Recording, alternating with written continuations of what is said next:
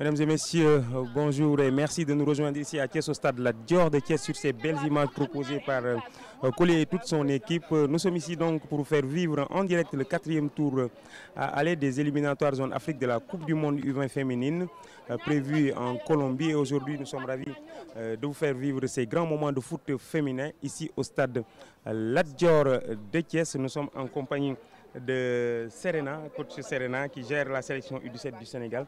Serena, bonjour et bienvenue ici au stade Lat Dior. Bonjour. Voilà donc nous sommes en train de voir ces belles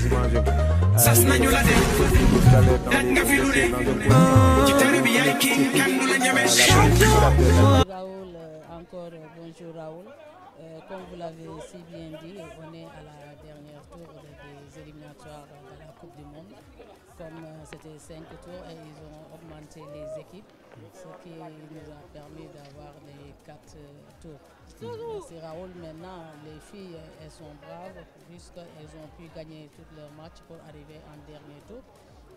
Maintenant, il faut de la détermination. Et c'est sûr que Mbayang a su, et son staff, ils ont su parler aux filles pour qu'elles puissent donner toute leur énergie, leur puissance et tout, pour pouvoir remporter ce match à domicile. Voilà, donc je rappelle qu'un 5e tour était prévu, mais on a augmenté le nombre d'équipes qui doivent participer à cette compétition. C'est pour cela qu'on va s'arrêter à 4 tours, donc c'est le dernier tour. Si le Sénégal sort vainqueur de cette double confrontation, les Lioncelles seront qualifiés pour cette Coupe du Monde prévue en Colombie. Nous sommes maintenant dans les vestiaires de l'équipe coach Serena, moom mi nga xam ni moo yor sélection U17. Coach Serena, ginnaaw bi ñu la dalalee ba pare lan nga jàpp ni xale yi tey mën nañ ko def ci ay jéego ci match aller bi fii ci stade Lat Dior bu Thiès mi ngi noonu échauffement xale yi. waaw Raoul, kon ni ma ko waxee woon sànq xale yi football nañu gagné nañu seen tour yëpp ba yegsi si dernier tour. Donc mooy dernier tour boo xam ne buñ ko gagné ñu qualifié Coupe du Monde. xale yi ñoom xam nañ ko te xam naa ne Mbayang ak staffam yëpp waxtaan nañu ak ñoom ba xam naa ne xale yi dinañu def c'est tout seen possible joxe détermination joxe lépp lu ñu am pour mën a gagné match bi fii à domicile. mu nga ko échauffement xale yi noonu ci image yooyu moom ngeen di xool noonu ginnaaw bi ñu ñëwee sànq ci pelouse bi. di fàttali nag arbitre yi ñoom ñoo nga jóge fële ca Madagascar en attendant ñaari sélection yi di dugg rek moo wax leen ni arbitre yi kon Anjovola Dominique Rosa moom mooy nekk arbitre central bi ñu koy jàppale di niveau Bernard Ramanansara moom it Madagascar la jógee beneen arbitre bi di Pauline Razowanirina moom it Madagascar la jógee 4e arbitre bi itam Madagascar la jógee di Rosalie commissaire de match bi Mouna Benani moom Maroc la jógee assesseur arbitre yi nag Aya Irène Ahoua di doomu Côte d'Ivoire. Kon gis nga échauffement boobu nga xam ni mooy bu équipe bu Ghana bi aussi ñu gis nag ñoom xale yëpp daanaka ay ndaama lañu ñaari côté yëpp échauffement yu am solo lañ ñu defal. gis nga leen bi ñuy travail sànq devant les buts ñoom di terminer seen échauffement équipe bu Ghana bi boobu tàng nag fekk na équipe bu Sénégal moom itam ca beneen wàll ga gis ngeen ko ci image yi sànq ñoom it ñu def seenu échauffement di fàttali nag tey mbooloo mu bari di ay kilifa yi nga xam ne ñoo nekk ci football bi fii ci Sénégal ràññee nañ leen ñu nekk fii ci tribune bi tey ngir assister ci jongante bi waaye itam waa AS Bambey déplacé wu def délégation ñëw itam pour soutenir équipe nationale féminine bu Sénégal. Serena, dans un court instant kon équipe yi daañu dugg ngir jongante bi door nag di fàttali nag ni mooy jongante bu mujj jëm ci Coupe du Monde. muy 4e tour 5e bi jàppoon nañ ko mais dañ ko mujj toxal bàyyi ko ginnaaw bi nga xamante ni équipe yi nga xam ne ñooy participer dañ leen a yokk waaw. waaw Raoul, loolu lu baax la parce que aussi soo xoolee dafa néewoon trop pour ñaari équipe bi war a mën a qualifier Coupe du Monde tour yi bari trop te équipe yi jeu éliminatoire yi dañoo bari. donc bu ñu xalaatee ba yokk équipe yi loolu dafay gën a may chance yeneen pays pour ñu mën a am chance qualifier kon li am tey Sénégal mën na am chance qualifier ci Coupe du Monde bi kon dernier tour bi des. donc li am solo rek mooy jongante bi fii nag ñu assuré ko victoire tey mu ngoog nous assistons à l'instant à la sortie des 2 sélections. Je vais en profiter pour vous donner dans un court instant la composition des 2 équipes avec la réalisation. Voilà, c'est fait. Du côté du Sénégal, dans les buts, Khady Faye moom moo fa nekk, Oulimata Ndiaye mooy capitaine bi tey, Aïssatou Fall, Aïssatou Krisba, Adama Sané, Marie Ndiaye, Aminata Samba, Juliette Kalamo Rokhayatu Kandé Adji Ndiaye mi nga xam ni contre Bénin moom moo dugaloon fii benn but bi ak Aminata Diop loolu mooy 11 bi départ ñi toog ci banc bi Yaxara Diagne moom lay doon mu ànd ak Solange Madiambi Soxna Fall Pen Aïssatou Diama Khadija Badio moom itam moo dugaloon benn but bi fii ñu nag Bénin Aïda Bey Fatou Faye entraîneur bi moo di Mbayang Thiam mu ngoog équipe yi génn kon ci hymne CAF le temps que ñu proposer leen également la composition de l'équipe ghanéenne dans un court instant lay doon Afi Ameyenou mooy góol bi di capitaine Sara Koulibaly Fatimata Fousseini Wassima Mohamed Beline Yarko Comfort Yeboah Abena Anoma Opoku Salamatou Abdoulaye Traseyoum Mafia Wame Hélène Alormenu ci banc bi Issa Abla Jennifer Success Ameya Falza Seldou Comfort aussi Deborah Brown Martha Persis Oteng entraîneur bi di Martha entraîneur bi di Youssouf Bassigui loolu mooy ñaari sélection yi nga xam ni ñoom ñoo génn fii sous les applaudissements du public qui est venu cet après-midi soutenir la sélection sénégalaise mais également la délégation ghanéenne également est là. Maintenant dans un court instant nous allons assister à l'exécution des hymnes nationaux des deux pays. Nous allons commencer par la sélection bi nga xam ni moo jógee Ghana ñu déglu kon sélection hymne national bu République bu Ghana.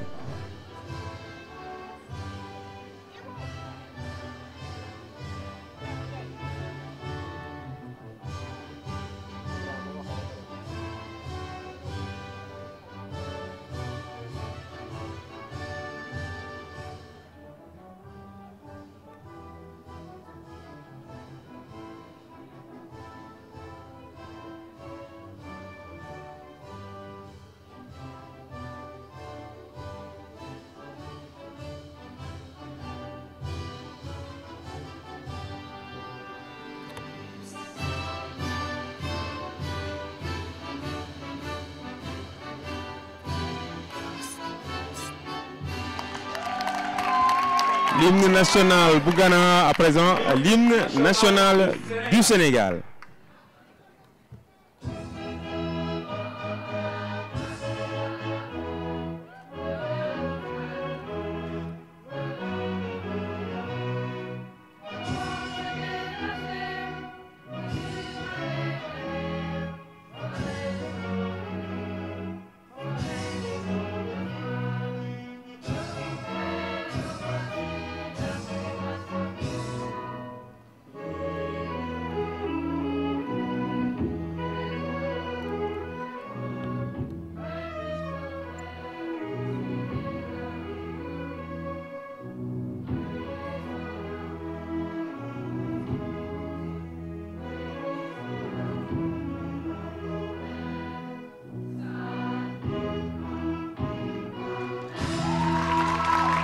Voilà, l'hymne national du Sénégal. Voilà donc, ce sera dans un court instant le top départ pour cette double confrontation. Voilà, Serena defe naa ni émotion la booy déglu hymne national yow mi nga xam ni yor nga équipe de sélection jeunes yu bari fii ci Sénégal lii da lay gën a doppee ces moments là.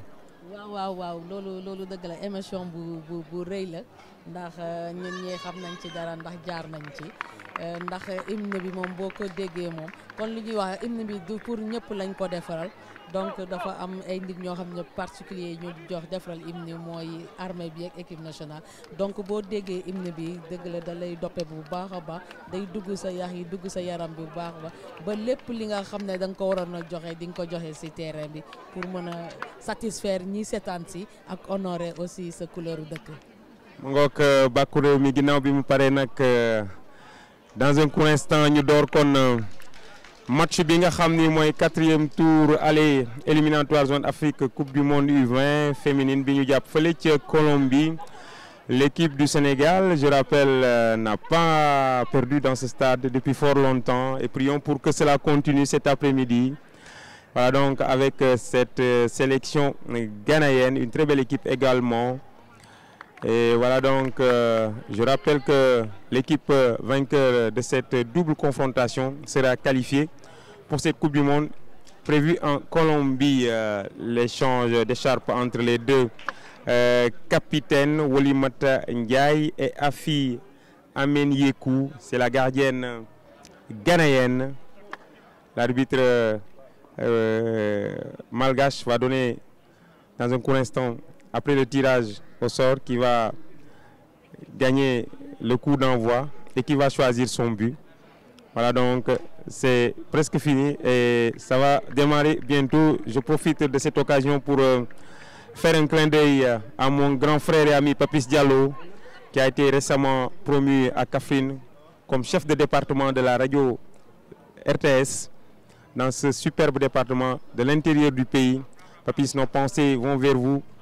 Celui-là qui nous a accompagnés, qui nous a fait l'honneur de travailler avec lui pendant plusieurs années avec la télévision de la Fédération sénégalaise de football.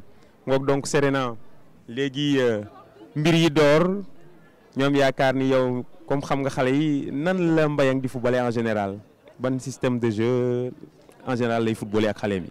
waaw lu ci ëpp 4-3-3 lay jouer. Xale yi moom dinañu jéem a dawal bal bi surtout milieu terrain bi ndax am nañu milieu terrain yoo xam ne mën nañ tenir bal mën a passante ba mën a jëm ci camp yi. am nañu aussi Aji Ndiaye mi nga xam ne góol la te ñu koy joueloo aussi parce que avant nekkoon joueur de champ donc mun na assurer aussi fi ñu ko teg te kon ni nga ko waxee tout à l'heure match contre Bénin dugal na but. Donc tey dañuy jàpp ne dina dolli li mu defoon te xale dinañ yokk détermination pour mën a sonal équipe ghanéenne bi fii et gagné ko match aller bi. Je rappelle que Aji Ndiaye mi muy wax moo sol numéro 16 di ngeen ko gis léegi moom mooy góolu équipe A bi mais day football parce que footballeur la woon footballeuse de champ la woon avant muy nekk gardienne de but. moo tax day football di fàttali nag contre Bénin sax ci stade bi dugaloon na kon 4-3-3 moom la. Coach Serena jàpp ni moom la Mbayang di footballer toujours ay matcham ñu wax nag ni loolu jig na ko ndax depuis lors mi ngi continuer tour yi je rappelle bari woon na lool tey nag lañ nekk ci cëppaandaw gi muy tour bu mujj bi di 4e tour bi l'équipe ghanéenne va dans un court instant donner le coup d'envoi de cette rencontre. C'est Salamatou Abdoulaye qui va donner le coup d'envoi. Salamatou Abdoulaye qui va donner le coup d'envoi de cette double confrontation. La manche aller est prévue le 21 du côté d'Accra. Voilà donc les autorités du football sénégalais qui sont là, notamment le président de la Ligue de football de Thiès, Maître Pape Sidilo, qui accueille cet après-midi les fédéraux. Et il est habitué des faits parce que depuis plusieurs rencontres maintenant, c'est le stade La Dior de Thiès qui accueille les sélections du Sénégal. Voilà, c'est parti pour 45 premières minutes. Salamatou Abdoulaye donc qui a effectué ce coup d'envoi. L'équipe ghanéenne, attention de l'autre côté, superbe, contré par l'équipe du Sénégal et touche pour l'équipe sénégalaise. Serena, defe naa ni entame bi gis nga bloc ghanéen yi ni ñu taxawee déjà. waaw nii nekk nañu en place pour jéem a contrer suñu équipe bi ñu jéem leen a pousser à la faute mais suñu équipe bi aussi ñu ngi en place kon ñu ngi soog a démarrer aussi gëm naa ne ñoom dañuy jéem a jël suñu équipe bi teel leen wàññi mais loolu du def dara te du yàq dara ci bien arbitré waaye gis nga xool l'arbitre est revenu à la faute dañ ko njëkkante mu dóor ci tibia bi. Espérons qu'elle ne va pas donner de carton jaune à Adama Sané. Adama Sané est arrivé en retard. Elle a pris le tibia de Fatimata Fousseini.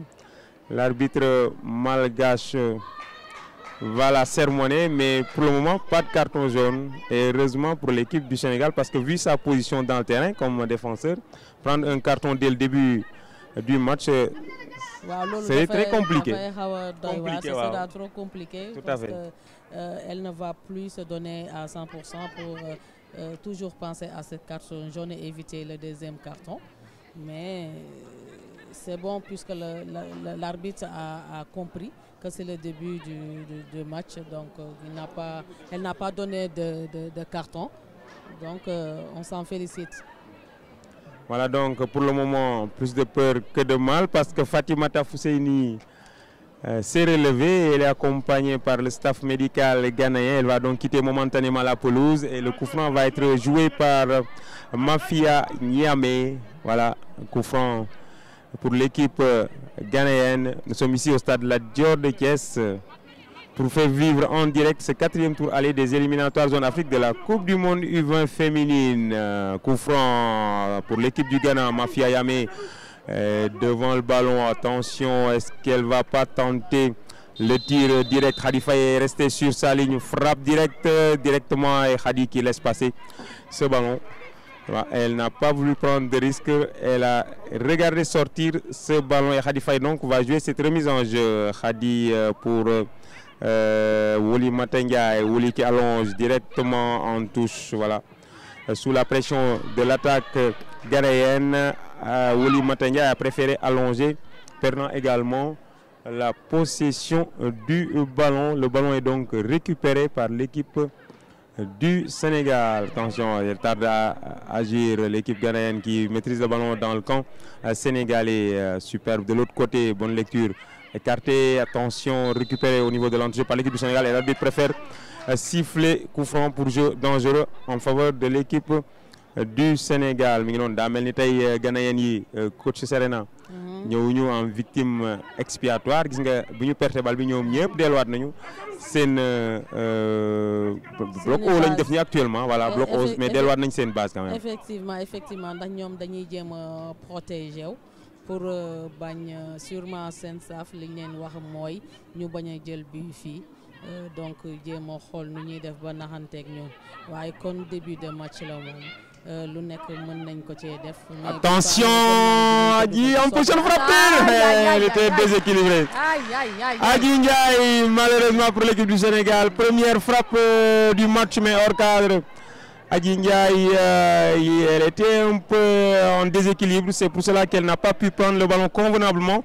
Et le cul s'est envolé au-dessus des buts gardé par Afia Amen Youkou. Première alerte donc du côté du Sénégal. Adji Ndiaye en une de mauvaise passe. Récupère, attention, par l'équipe du Sénégal. Récupération haute, non. Les Ghanéennes s'en sortent de l'autre côté. Hélène à leur menu. Elle est dans la profondeur. Attention, elle revient sur elle-même. Elle est très technique. Salimatou qui essaie de dribbler. Bonne défense et coup franc. Coup franc. Superbe défense de Woli Matenga, très intelligente. Voilà donc gis nga tir bu njëkk bu Khady bu Adji Ndiaye bi Serena waaw kon ni nga ko waxee sànq elle était en déséquilibre moo tax mënuloon a dóor bal bi bu baax waaye xam naa ne bu ko amaatee moom dina ko def ci biir. Mais est-ce que ni Ghanéen yi def nii avec ce bloc haut là ak vitesse su Adji Ndiaye du risque pour ñoom? Peut-être ñoom jàpp nañ ne bu ñu defee bloc haut dinañu pousser ñu di nekk suñu zone parce que soo xoolee ñoom loolu la ñu bëgg ñu rester suñu zone di fa jouer mu gën a gàtt si ñoom. Regardez encore cette frappe. Dinañu arranger ci lii ndax bu Adji Ndiaye rëccaacee dina mën a jàkkaarloog camp yi. Attention dans la profondeur, superbe passe de l'autre côté, c'est le but. C'est le but ghanéen, 5e minute de jeu. L'équipe ghanéenne qui ouvre le score ici au stade de Lat Dior de Thiès, et c'est Tracey Toum sur cette superbe passe de Wassima Mohamed. Très collectif. Elle a vu qu'elle était gênée par la gardienne sénégalaise Khady Faye et elle a glissé intelligemment le ballon à Tracey Toum. Tracey Toum dans le but vide. Elle n'a eu aucun mal à pousser ce ballon donc. Et voilà donc 5 minutes de jeu ici au stade Lat Dior et l'équipe ghanéenne ouvre le score par l'intermédiaire de Tracey Toum. Serena dafa mel ni passe bi dafa xaw a bett latéral droit bu Sénégal. Effectivement. waaw muy dañoo élaborer passe bi ñu def en profondeur moom moo nax suñu latéral bi ba Ghanéen bi mën a récupérer balle bi mais Ghanéen bi aussi elle a été intelligente ba góol bi génnee mu génneel ko beneen joueuse bi mu mën ko dugal parce que mënoon na ko dóor mu dal ci gardien bi. Donc mais kon début de match la aussi ñu jël si bi dañoo war a gën a calmer wu rek match bi li des bari na. mën nañu dellu si au score. Tout à fait mais passe bi ci ginnaaw Adama Sané la ko def Adama il était mal placé moo tax ci ginnaawam la ñu génne passe bi. Attention, ils sont très techniques. Frappe et c'est le deuxième but. C'est le deuxième but, le doublé pour Tracey. Ouais, 1 minute après son premier but, Tracey Toum donc qui aggrave la marque. Deuxième but de Tracey. Elle a vu la gardienne sénégalaise Khady Faye avancer. D'une frappe judicieuse, elle a trompé la gardienne du Sénégal. Et attention mentalement, il faut être très forte pour essayer de ne pas sombrer. Parce que 2 buts en 2 minutes, c'est vraiment très dur pour cette sélection du Sénégal. Waaw, effectivement 2 buts en 2 minutes, c'est un peu dur. Mais comme ni mu ko waxee match bi jeexagul soo xoolee Ghanéen ñi dañuy nax ci kanam défense bi dafa mel ni dañoo xaw a jaxasoo ñi taxawee aussi baaxul ba ñu jël si 2 buts li ci am solo mooy ñu defarwaat te xam ne jeexagul ba mën a bañ tu jël 3e but. C'est très compliqué ce début de match. Une entame très compliquée de l'équipe du Sénégal. Prendre 2 buts en si peu de temps, même pas 10 minutes de jeu. Nous jouons juste la 8e minute et cette équipe ghanéenne est avec elle la réussite maximale parce que 2 frappes cadrées et 2 buts pour le moment et coup franc. De l'autre côté encore pour cette sélection ghanéenne. Attention à ne pas sombrer pour cette équipe du Sénégal. C'est une entame difficile, mais il faut rester dans le match coûte que coûte. Écarté de la tête, non, ils sont plus prompts à récupérer le ballon, frappe lointaine. Cette fois-ci, Khady Faye. Ghanéen yi dañoo nekk di jouer ci seen expérience parce que aussi soo xoolee ñoom nekkoon nañu coupe du monde année bii passée donc dañuy jéem a utiliser expérience boobu noonu. Mais pour progresser en Afrique, il faut se confronter aux meilleures sélections. Voilà. Je rappelle que cette équipe ghanéenne était à la dernière Coupe du Monde et pour le moment, elle mène ces Ghanéennes sur la marque de 2 buts à 0. Voilà, regardez le bloc défensif, leur animation défensive. Presque les 9 joueurs de champ sont tous, ou bien sont toutes, les 9 joueuses sont toutes derrière le ballon. Voilà, donc seul leur avant-centre Salamatou Abdoulaye est resté devant. Voilà, coup franc donc pour l'équipe du Sénégal dans la boîte. Attention, balle aérienne gagnée par la défense ghanéenne, récupérée par Adji Ndiaye. Adji Ndiaye qui cherche un appui. Adama Sané, Adama qui laisse passer le ballon en rétropasse derrière pour sa gardienne Khady Faye. Khady de l'autre côté. Attention, elles sont pressées par cette première ligne ghanéenne, les 2 attaquantes. Elle allonge Adji de la poitrine, récupérée au niveau de l'entrée. Adji Ndiaye encore, elle se bat bien. Adji qui contrôle toujours le ballon. Adji poussée, l'arbitre ne dit rien. Adji est restée au sol, le ballon est récupéré par l'équipe du Ghana au niveau de l'entrejeu. Elles sont très techniques et très patientes également. Et l'arbitre qui intervient pour accorder un coup franc à cette équipe ghanéenne. Elle a jugé que Marie Ndiaye n'a pas joué le ballon. Elle intervient donc pour accorder un coup franc à cette équipe ghanéenne. Attention à cette équipe ghanéenne, il faudra réagir vite pour l'équipe du Sénégal et surtout ne pas prendre un 3e but. Oui, effectivement, Raoul, ne pas prendre un 3e but. Mais si tu vois bien, si on avait marqué notre première occasion, ça aurait changé un tout petit peu le match. Mais on a raté cette occasion. Le Ghana l'a eu en première minute et l'a mis au fond, ce qui nous a un peu fait déjouer de notre objectif, mais ça va, c'est pas, elles vont se réveiller et essayer de diminuer le score. Tout à fait, on va essayer de réduire le score avant la pause, sinon revenir au score même parce qu'il reste encore beaucoup de temps. Nous jouons juste 11 minutes de jeu ici au stade Lat Dior et je rappelle que l'équipe du Ghana mène sur la marque de 2 buts à 0. Les 2 buts sont inscrits par Tracey Toum à la 5e, à la 7e minute et nous revoyons ce but superbement joué de l'autre côté. Elle donne le ballon vraiment en position idéale pour Tracey qui n'a aucune peine à pousser le ballon dans le but vide. C'était le premier but. Nous revenons au direct au niveau du milieu de terrain. L'équipe du Sénégal qui pose le ballon. Attention, concours de maladresse pour le moment pour l'équipe du Sénégal. De l'autre côté, l'équipe ghanéenne, elles essayent de combiner, contrer au niveau de l'entrejeu récupéré par les Sénégalaises. Attention, Aminata Samba de l'autre côté pour Rokayatou Kandé. Rokayatou dans la profondeur. Malheureusement, il n'y a pas eu une bonne coordination entre. Voilà, et récupéré par l'équipe du Ghana. Pas pour longtemps, Adama Sané qui met le ballon au sol. Adama qui allonge dans la profondeur, récupéré encore par l'équipe du Ghana en rétropasse. Elle allonge. Elles essayent de prendre en défaut cette défense du Sénégal. Voilà, on essaie juste d'écarter le danger. Il faut mettre ce ballon au sol. C'est déjà fait par Aminata Samba. Aminata au niveau du milieu de terrain en rétropasse pour Aïssatou Fall. Aïssatou, mauvaise passe également. Pour le moment, ils n'y sont pas. Elles ont pris un coup au moral. Ces jeunes Sénégalaises, Aminata Samba, Mongok ñong koy jokalante, mais pour le moment daal dafa melni bi ñu teel jël daf leen xawa japp serré. Waaw da leen xawa japp, c'est normal aussi. À l'entrée de jeu nga jël ci ñaari bi, c'est normal nga xawa jaxaso. Mais nañu tenir ba ci kanam nga xamné dinañu mëna délo ci wat ci xel yi dina mëna ñëwaat.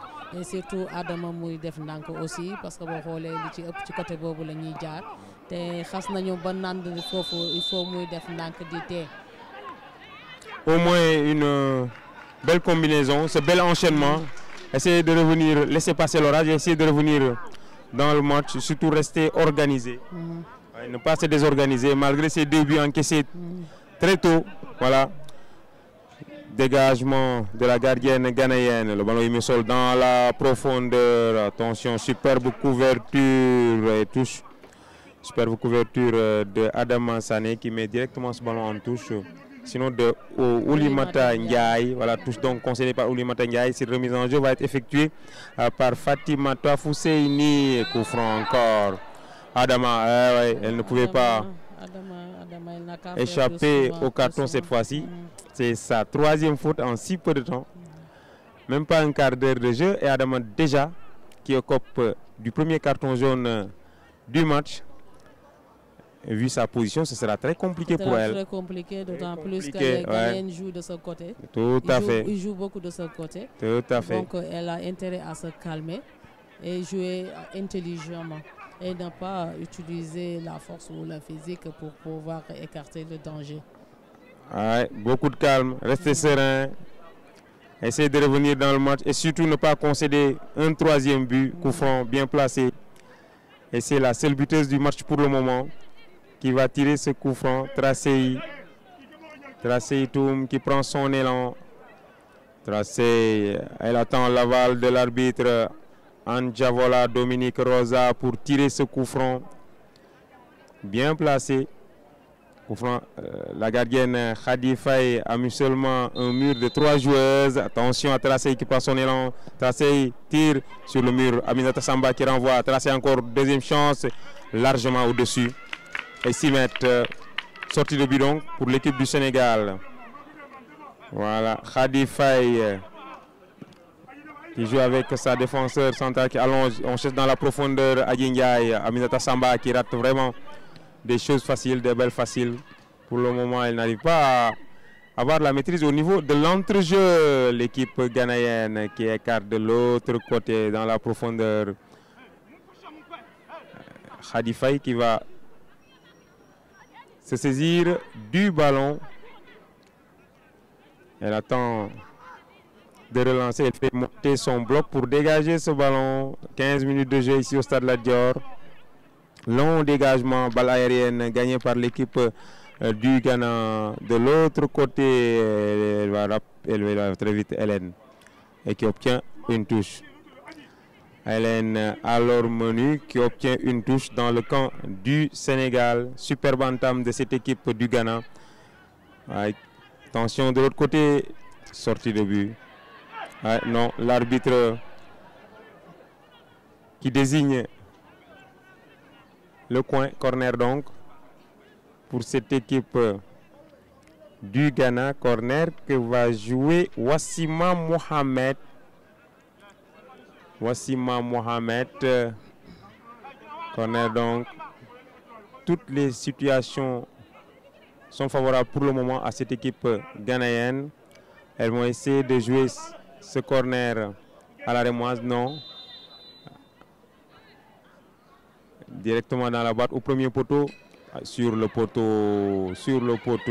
Attention, les jeunes Sénégalais n'y sont pas pour le moment. Adama Sané. Adama qui dégage.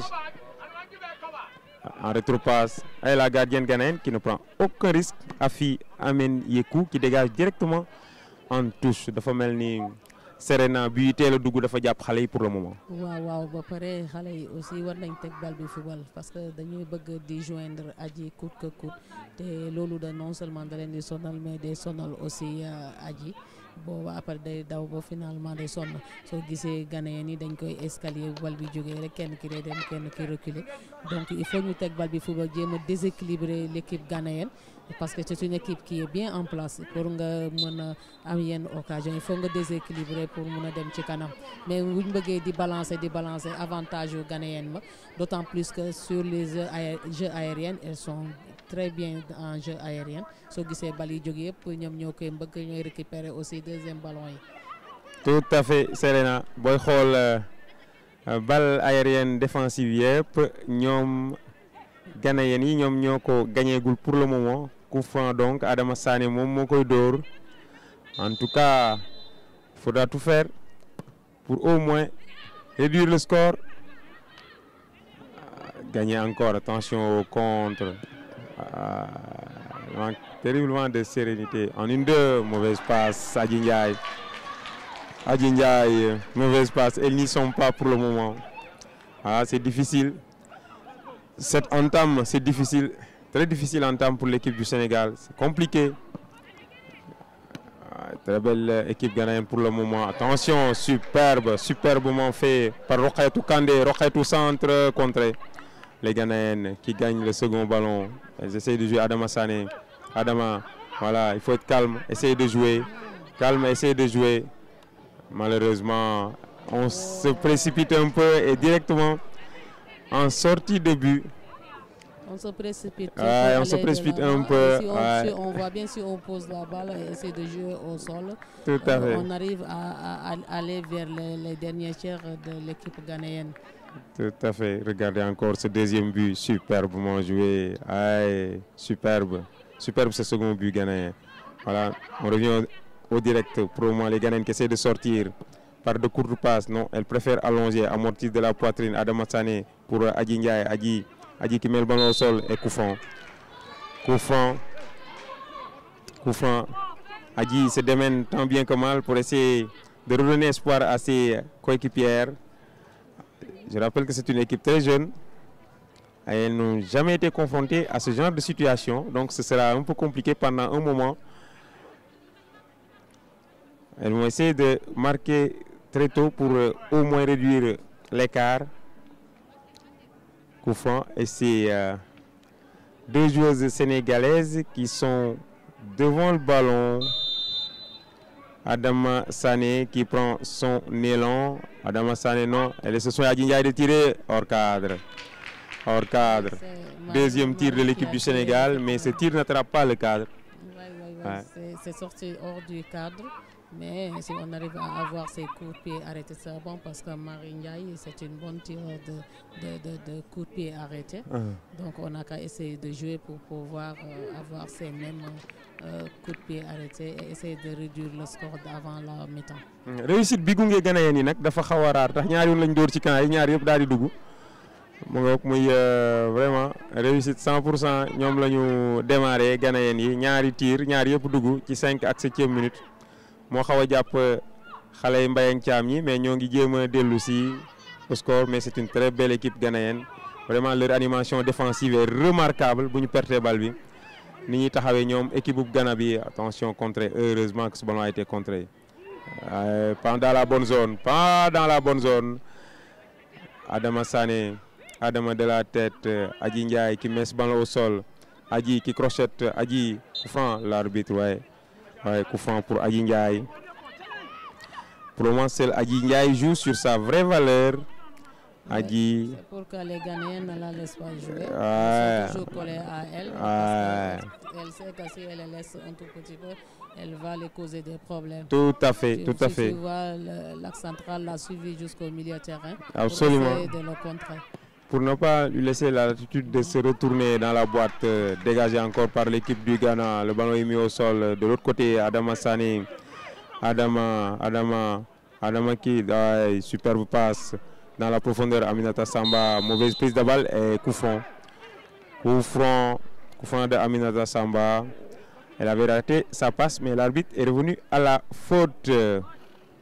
Adama Sané qui va jouer ce coup franc. Aminata Samba qui va donc se relever. 2-0, 22 minutes de jeu pour cette équipe ghanéenne. Une entame extraordinaire pour ces jeunes Ghanéennes qui ont marqué coup sur coup. Début à la 5e et à la 7e minute par Tracey Toum. Il faut que Sénégal jéem a fexe teel a dellu si ci jongante bi. Coup franc la 22e minute. Adama Sané moom moo teg bal bi noonu mais li ñu gisagul daal mooy bal yi jógagul yëpp ci défense bu Ghana bi. Ghanéens yi ñoom ñoo ko gagné. Adama Sané. Adama dans la boîte, dégagé encore par une Ghanéenne. Aminata Samba dans la boîte aussi. Et une très bonne communication entre Afi Amenyekou, la capitaine ghanéenne, et l'une de ses défenseuses. Le ballon est encore récupéré. Et coup franc. Il y a beaucoup de fautes pour le moment. Beaucoup de fautes. Et c'est la pause fraîcheur, 23 minutes fii ci stade Lat Dior kon arbitre bi jóge Madagascar di Anja voilà Dominique Rosa nee na kii bi dem leen naan noppalu tuuti ndax tey Thiès dafa tàng waaye nag ndorteelu match bi neexul dara ci équipe bu Sénégal ndax dañ leen a teel a dugal juróomi simili Tracey Toum ñu teg ci ñaari simili moom Tracey mu dellu siwaat gis nga ci image yooyu sax suñu réalisateur di ñu dégtal ko li ngeen di gis premier but bi mu ngoog superbe passe moom mu dóor ko ci camp yu vide yi muy benn bal ci dara passe bi nag Mafia ñu amee moo ko defal ginnaaw bi nga xamante ni Khady Faye dafa génn di dajeeg moom mu daal koy defal retrait ci pied gauche bi gis nga deuxième but bi presque de 20 mètres moom mu daal di siggi tracé yi gis Khady Faye avancé mu dóor bal bi daanaka dóoru ci doole sax daf ko déposé na bal bi jëlu Khady Faye rek daal di dugg muy deuxième but bu rafet pour Ghanéen yi ñu jiitagul Sénégal kon ñaari bal ci dara Serena. waaw dëgg la soo gisee Ghanéen ñi seen ñaari bi yëpp togg nañu premier bi ba dugal ko deuxième bi boo xoolee ki ko dóor dafa intelligent ndax si gën a xool góol bi avancé mu passe camp yi donc pause au bi fraîcheur bi c'est bien pour nous dina tax coach yi mën a waxtaanaat ak xale yi ba xale yi gën a calme te jéem a teg bal bi ci suuf jéem a gagné aussi bataille du milieu terrain donc loolu buñ ko gagné teg bal bi di jouer rek soo gisee rare fois ñu teg bal bi ci suuf yegg nañu au moins si surface adverse mais bu ñuy balancer loolu moo arrangé Ghanéen yi boo xoolee sur le jeu aérien ñoom ñoo ñu ci mën sur les deuxièmes ballons aussi ñoo ñu ci mën. mu nga kon coach Mbayang ak son staff profité nañ ci def li Papis Diallo tuddee réunion de crise xale yi amal nañu réunion de crise bu gàtt ñoom ak seen staff pour xool ce qui ne va pas pour le moment avec ces deux buts encaissés très tôt mu nga kon espérons que cette petite réunion de crise va porter ses fruits. Adama Sané pour ce coup franc. Voilà le bloc ghanéen bien en place. Les grands gabarits du Sénégal. Monté nañu Adama Sané dans la boîte. Encore gagné par les Ghanéennes. De l'autre côté, coup franc encore. Et on se rapproche encore. Mais malheureusement pour l'équipe du Sénégal, Ghanéennes yi dañu am jeu aérien bu baax ndax bali jóg yëpp ñoom ñoo ko gagné pour le moment. effectivement am nañu jeu aérien bu baax waaye ñu ngi leen di pousser à la faute si dernier tiers bi loolu da ciy baax ndax lii buñ koy am souvent mën nañu réduire score bi ci ballon arrêté yi l'essentiel à nekk ñu leen di gën a jouer jëm ci kanam pour ñu mën a reculer dem si seen dernière tiers bi loolu mooy ëpp chance pour ñu mën a réduire score bi avant mi-temps. Donc, muy lu am solo réduire score bi avant la pause moo tax Juliette Kala moom moo fa taxawoon mais pousse na bàyyi Adama Sané pour mu door coup franc boobu Adama qui prend son élan Adama cadré non non malheureusement pour l'équipe du Sénégal encore on n'arrive pas à attraper le cadre, c'est le 3e tir pour l'équipe du Sénégal mais aucun n'est encore cadré pour le moment. L'équipe ghanéenne qui essaie de sortir par de petites passes, attention au pressing du Sénégal, on va aller chercher loin. Les Sénégalais ont décidé d'aller les chercher loin dans leur propre moitié de terrain, mais ils arrivent quand même à ressortir ce ballon dans la profondeur en une touche de balle. Heureusement, attention, elle a bénéficié de ce ballon. Attention, heureusement pour l'équipe du Sénégal. Heureusement pour l'équipe du Sénégal qu'elle a fait un mauvais choix. Parce que le double buteur ou bien la double buteuse Tracey Thomas était très bien placée. Mais elle a préféré centrer au second poteau. Heureusement pour nous qu'elle n'a pas fait le retrait sur le second attaquant. Mais est-ce qu'il y a un coup franc tamit? Parce que dans le joueur du Sénégal, il y a une possibilité. Jël bal bi mais daa mel ni dañ ko croque en jambe muy Aïssatou Fall moo tax mu perte ballon bi. dafa yàkkamti woon ci dégagement bi alors que bal bi moo ko moom mu bëggoon ko dégager ak doole far mu raté dégagement bi loolu moo tax mu daanu souvent bal yi boo ko raté dégagement bi def ci doole rek da ngay amee problème d'autant plus que dafa amee blessure ci genou bi. soo gisee dañoo trappe genou bi ce qui veut dire elle n'est pas à 100% ci match bi. On en profite pour vous montrer la tribune officielle avec toutes ces autorités du football sénégalais. On remarque le président de la Ligue de football, mais également la délégation ghanéenne, le président de la Ligue de football de Thiès, Pape Sidi Lo, mais également la délégation ghanéenne. Voilà. Et nous revenons sur la pelouse. Les Sénégalais ont eu tout à l'heure, les joueuses sénégalaises se sont concertées tout à l'heure.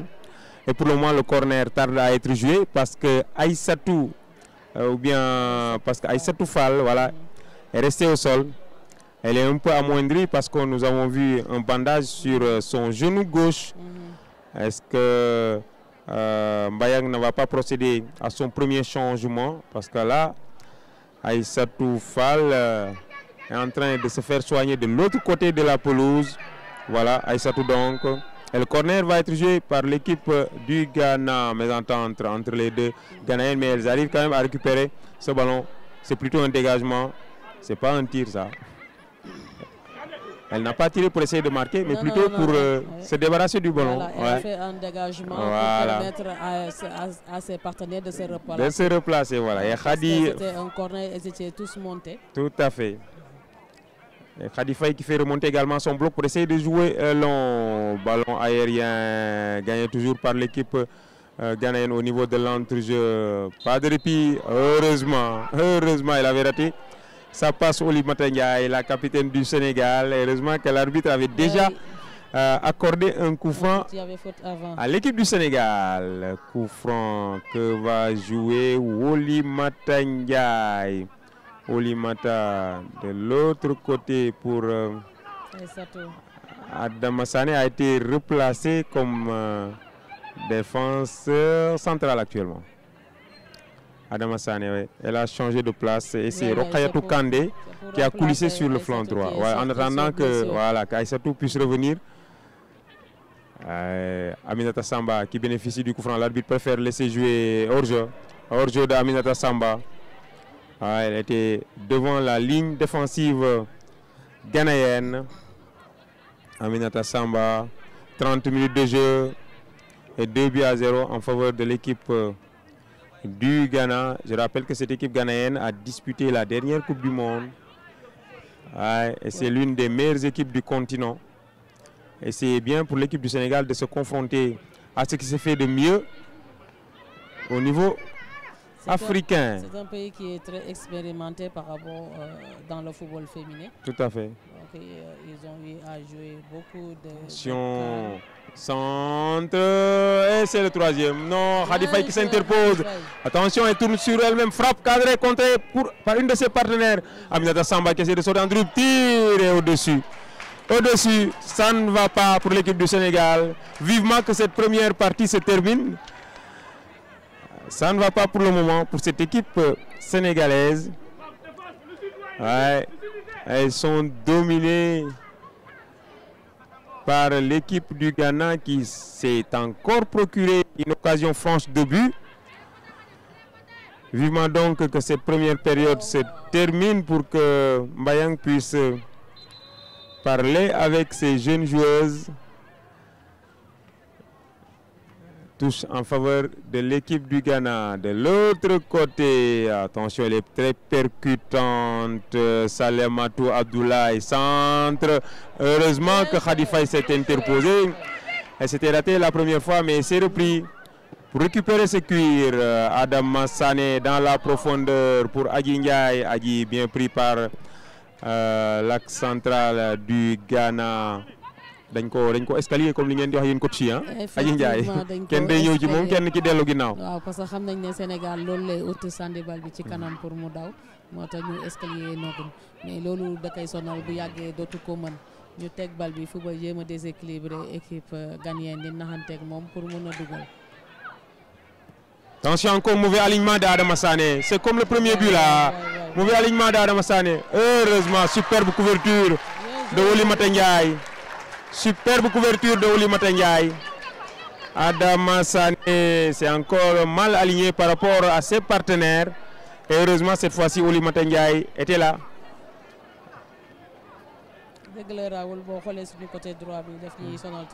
Regardez encore. Pratiquement Fallait jaar ouais.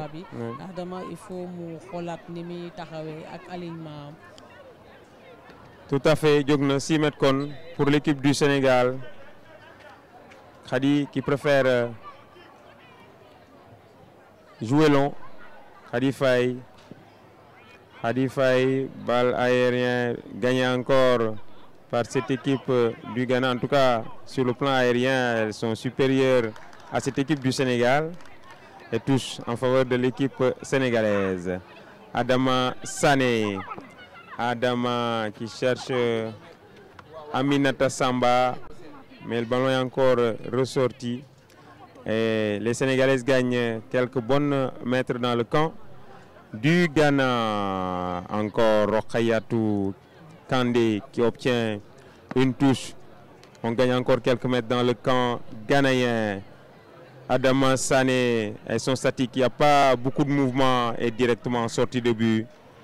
Il n'y a pas beaucoup de mouvement et directement sortie de but pour cette équipe du Ghana. Afi Amen Yekou, la gardienne ghanéenne qui joue court avec sa latérale gauche qui essaie d'allonger, récupéré par Adama Sané. Encore Adama touche encore. Elles ne prennent aucun risque dans leur premier tiers, les Ghanéennes. C'est une très bonne chose, donc elle n'a qu'à se calmer, essayer de provoquer l'équipe ghanéenne et de faire la passe au sol. Au lieu de balancer le ballon qui sera repris par les Ghanéennes. Ah, la touche a été mal faite. Ouais, touche mal faite donc. Et c'est Fatimata Fousseini.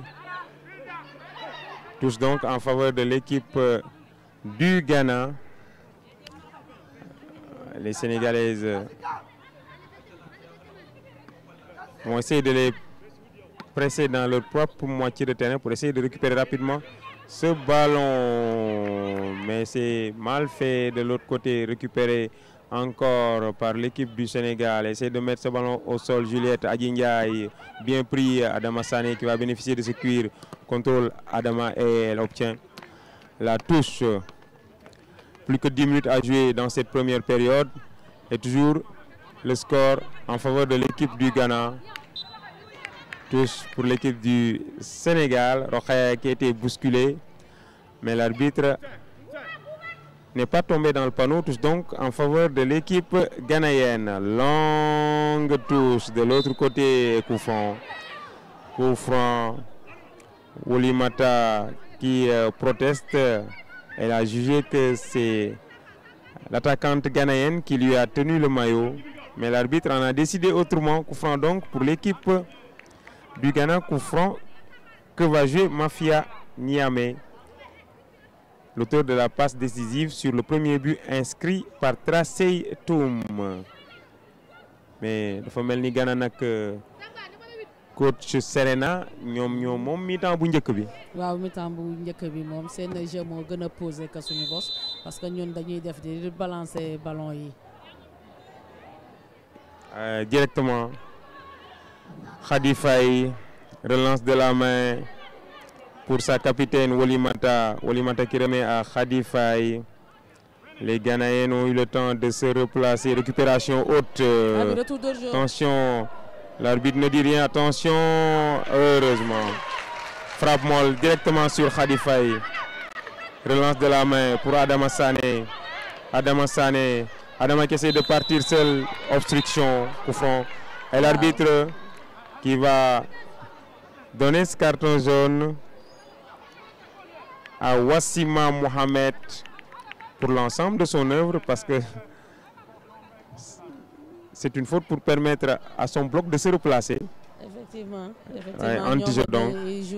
Elle joue dans l'expérience, donc soo bëggee dem seen kii rek elle provoque la faute, mais Adama Sané li mu def nii loolu la war a def ndax mën na football, mën na dribbler te latéral la na provoquer gën a dem ci kanam te bàyyi bal yi muy balancer. waaw coach Serena li nga xam na solo mën na football dafa amul dal gi rek ndax bi teel a dugg Adama, mais xam nañ ni c'est une bonne joueuse. nga coup franc Oulimata dans la boîte ba léegi bal aérienne yëpp Ghanéen yi ñoo ko jël ci seeni bopp. Afia Amen Yekou dégagé na de la tête, sénégalaise yi ñoo ko récupéré. Kalamo elle n'a pas attaqué le ballon, Ghanéen yi ñoo ko ci njëkk teg nañ ko qui souffre de l'autre côté. Moom elle est très percutante. Attention dans la profondeur pour Salamatou Abdoulaye. Salamatou Abdoulaye en rétropasse. Elle essaie de garder la possession du cuir récupérée par l'équipe du Sénégal. Ci beneen wet ga perdu encore. Une récupération haute encore de l'équipe du Ghana. Encore succession de maladresse ci suñu défense su Sénégal bi, mais heureusement que tir yi ci directement ci kii la dem ci Khady Faye. Aji amagul bal yu neex a jouer. Aji ay bal de duel rek lay am pour le moment, moo tax dafay xaw a metti ci moom boobu ba léegi. Attention, ay jeu dangereux, l'arbitre ay les deux jambes étaient décollées de la pelouse. Arbitre tiré na coup franc kon pour équipe bu Sénégal bi. Tout à fait. Regardez encore cette faute, regardez. Les deux jambes étaient décollées du sol. Heureusement que joxuñu ko carton. Heureusement, elle n'a pas trop touché la fille. La fille, tout à fait. Et l'arbitre a compris, mais n'a évité loolu. Na ko éviter moo nga pour le moment ñaari bal ci dara pour équipe bu Ghana bi devant équipe bu Sénégal. Di fàttali nag mooy ñeenteelu tour jëm ci coupe du monde bi nga xam ni Colombie lañ ko jàpp te ñu jagleel ko xale yu jigéen yi nga xam ni seen i at yeesagul ñaar fukk. Tey nag Sénégal mooy dalal Ghana fii ci Stade Lat Dior, mais ci ndorteel li daal la Ghana dugal ñaari bal juróomi simili tracé tuum ñu teg ci ñaari simili juróom-ñaareel moomu tracé tuum mu dellu siwaat boobu ba léegi nag Sénégal mu ngi ci topp di daw. Ghana moo jitoogul ñaari bal ci dara. L'équipe du Sénégal dans le camp ghanéen récupéré encore. Elles sont toujours en supériorité numérique derrière. Ouais. Elle essaie de mettre le ballon au sol. Superbe pressing. Kalamo dans la profondeur. Adji Ndiaye, mauvaise passe encore. ñett lañu toujours dañuy bëri ci ginnaaw ñoom équipe bu Ghana bi ñoo ngi koy remonter de l'autre côté. Attention, il faut pas lui laisser l'espace. Rétropasse derrière. ñoo ngi koy jéem a téye ñoom it. Voilà, ñoo ngi koy jéem a joxonte l'équipe du Ghana au niveau de l'entrejeu. Pressing au Sénégal foofu baax na mais c'est pas coordonné. Heureusement pousse nañ leen ba ci ginnaaw quand même. Mais ba léegi ñoom ñoo garder possession bal bi équipe bu Ghana bi. Au niveau expérience ñoom ñoo ko play xale yi Sénégal yi. De l'autre côté, attention ba léegi ñoom ñoo am bal bi. Superbe couverture, mais on s'embarrasse pas de fioriture. On préfère dégager directement, récupérer encore par l'équipe du Ghana. Centre de l'autre côté. Il faut essayer de relancer proprement, essayer de sortir. Moo gën ñuy balancer rek ci Adji Ndiaye. waaye dina sonn coup franc encore. Waaw jéem a football. Boo xoolee saa yu ñu jéem a football équipe ghanéenne des fautes c'est ñoom. Et surtout coach pour ne pas avoir de regret. Pour ne pas avoir de regret ñu jouer comme ni ñu daan jouer fii après advienne que pourra. Mais boo ñëwee di dégager rek te ñu mëne le deux day xaw a jafe pour nga dellu si d'autant plus que bal aérienne yëpp ghanéen yi ñoom ñoo ko gagné encore. Gis nga leen Adji Ndiaye dans la surface. Adji ndax saa yu ñu ko tegee rek am dara am faute am mën a jëm ci kanam. Ils ont une très bonne défense. La gardienne ghanéenne Afi Amen Yekou qui dégage, récupéré par la buteuse qui remet vers son milieu de terrain encore et joue bien. De l'autre côté, leur collectif est très huilé. Elle arrive à se retrouver même dans le camp sénégalais avec beaucoup de calme. Voilà, encore Tracey qui repasse de l'autre côté, superbe défense, mais on dégage. Et Adji Ndiaye, bien entouré, l'arbitre ne dit rien, récupéré encore par l'équipe du Ghana. 41 minutes de jeu, plus que 4 minutes avant la pause. Et l'équipe du Ghana qui garde la maîtrise du ballon. De l'autre côté, centre au second poteau. Toujours les Ghanéennes qui gardent le ballon. Mafia de l'autre côté, à l'intérieur du jeu. Récupéré par l'équipe du Sénégal, mais on perd rapidement la possession. Ouais. Dès qu'on récupère, on redonne aux Ghanéennes. Attention à Rokhaya qui se bat bien et qui obtient une touche. Il faut sonner la révolte, là, garder le ballon, essayer de réduire le score. Adama Sané qui va effectuer cette remise en jeu. Rokhaya Sambou touche encore en faveur de l'équipe du Sénégal. Adama Sané qui cherche une partenaire démarquée. Ça manque de mouvement devant. Elles sont toutes statiques et naturellement les Ghanéens récupèrent ce ballon. Dans la boîte. Récupéré de l'autre côté par Béline Yarko. Voilà, calmement qui repasse derrière. Au niveau de l'entrejeu. Mauvaise passe. Récupéré par Calamon.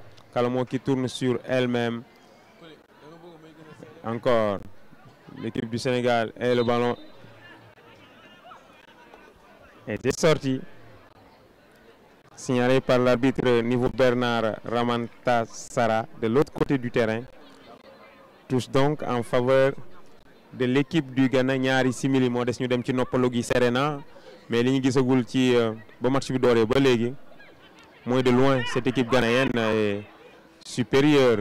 Effectivement, au Sénégal. Première période bi li ñu gisagum équipe ghanéenne moo supérieure parce que ñoom ñu ngi posé jeu bi ñu ngi joué am nañ 2 buts donc ñu gën a am confiance ci ñun mais li ñuy def mooy jéem a tenir bañ a jël 3e bi buñ demee maintenant 2e période staff bi dina waxtaan ak xale yi ba ñu gën a dal nga xam ne bu ñu ñëwee 2e période dinañ posé jeu bi jéem a am dara gis nga saa yu ñu tegee bal bi ci suuf rek dañuy am faute mais Ghanéens yi aussi dañuy jouer seen expérience boo xoolee duñ leen may dara fu ñu demee chaque fois dañuy jéem a éloigner danger bi ci seen zone ci seen camp moo tax à chaque fois dañuy commettre ay fautes pour bañ tere ñu développer. Tout à fait, Serena. Dans la profondeur, Adji, le ballon est récupéré par la gardienne du Ghana, Afi Amen Yekou. Superbe dégagement et mis au sol ce ballon par Salematou en rétropasse derrière. Elle allonge de la tête Woli qui gagne le ballon. Encore au niveau de l'entrejeu, dominé par l'équipe du Ghana. En une passe, attention de l'autre côté, on va encore être exposé à Tracey Toum. Tracey de l'autre côté, Tracey qui s'entre-contré, heureusement pour l'équipe du Sénégal. Khady Ndiaye était là pour se saisir du cuir. 2 minutes de temps additionnel. Voilà donc vivement que cette première période se termine donc. Cette première période, je rappelle, largement dominée par l'équipe du Ghana qui a marqué 2 buts coup sur coup. Et même au niveau de la maîtrise collective, elles sont largement au-dessus de cette équipe du Sénégal, mais elles font montre également de beaucoup d'expérience. Cette équipe a beaucoup de vécu. Je rappelle qu'elle a disputé la dernière Coupe du Monde de la catégorie. Voilà, pour le moment, elle garde bien la maîtrise du cuir. Elles se trouvent bien, techniquement, elles sont bons également. Voilà, est sortie, touche pour l'équipe du Sénégal. Pour l'équipe ghanéenne. Touche encore pour l'équipe ghanéenne de l'autre côté arbitre bi nee na dara amul Serena est-ce que Sénégalais yi duñ ci profité ci benn minute bi mujj jéem a am sax waaw jéem a dem ci kanam sax voilà amuñu benn tir cadré Adama guddal na ko pour jéem a jox aji nag comme ni nga ko waxee sànq dañ ko entouré bu baax moo tax day am jafe-jafe mu ngoog di nuyu les Sénégalais yi nekk ci bitim réew nga xam ni ñoo ngi ñuy suivre les Sénégalais d'ici et d'ailleurs ñuy suivre à travers les différentes plateformes de la Fédération sénégalaise de football di jox un clin d'œil également à la délégation sénégalaise qui se trouve présentement en Côte d'Ivoire. Clin d'œil à tous ces messieurs qui nous suivent via les différentes plateformes de la Fédération et vivement le Manko Woutiwat Ndamli qui se met en marche. Et tous les Sénégalais avec moi espèrent que nous allons garder notre trophée.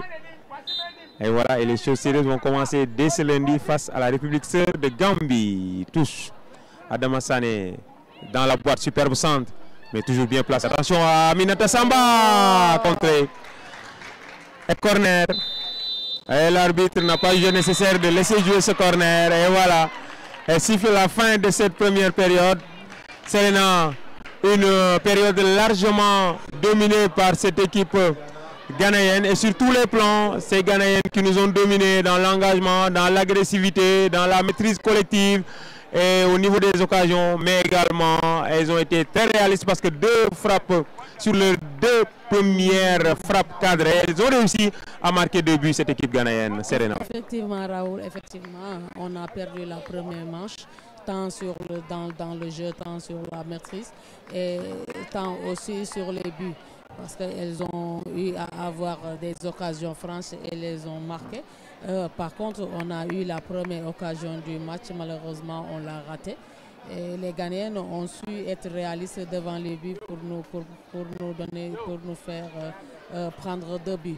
Mais ce n'est pas encore fini. Il y a encore 45 minutes à jouer.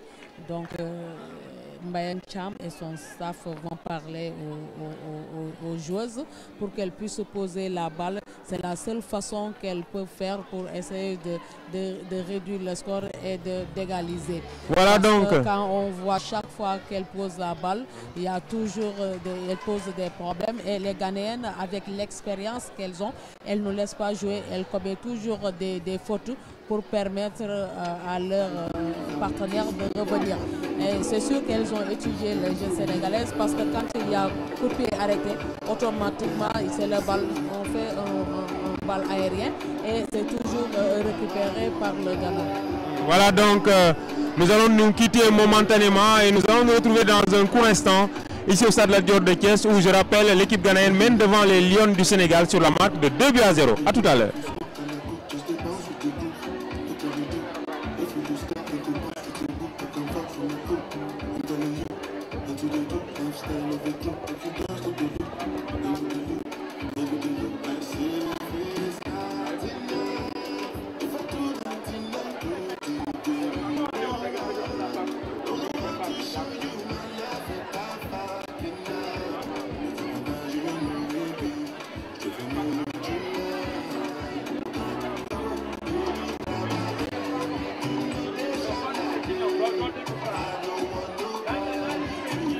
Don't take a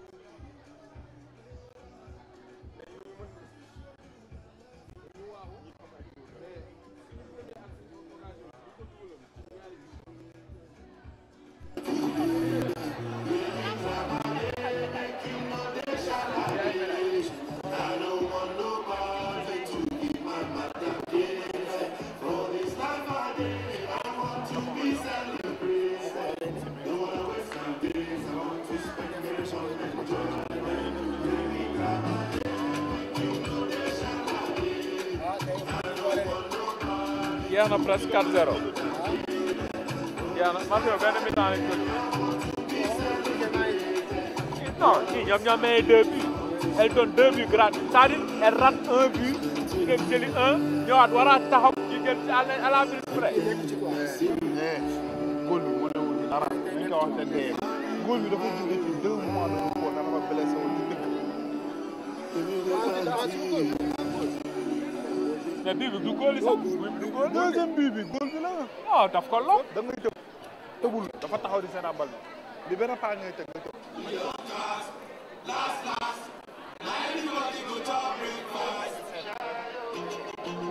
ah micro bi moom bu ko def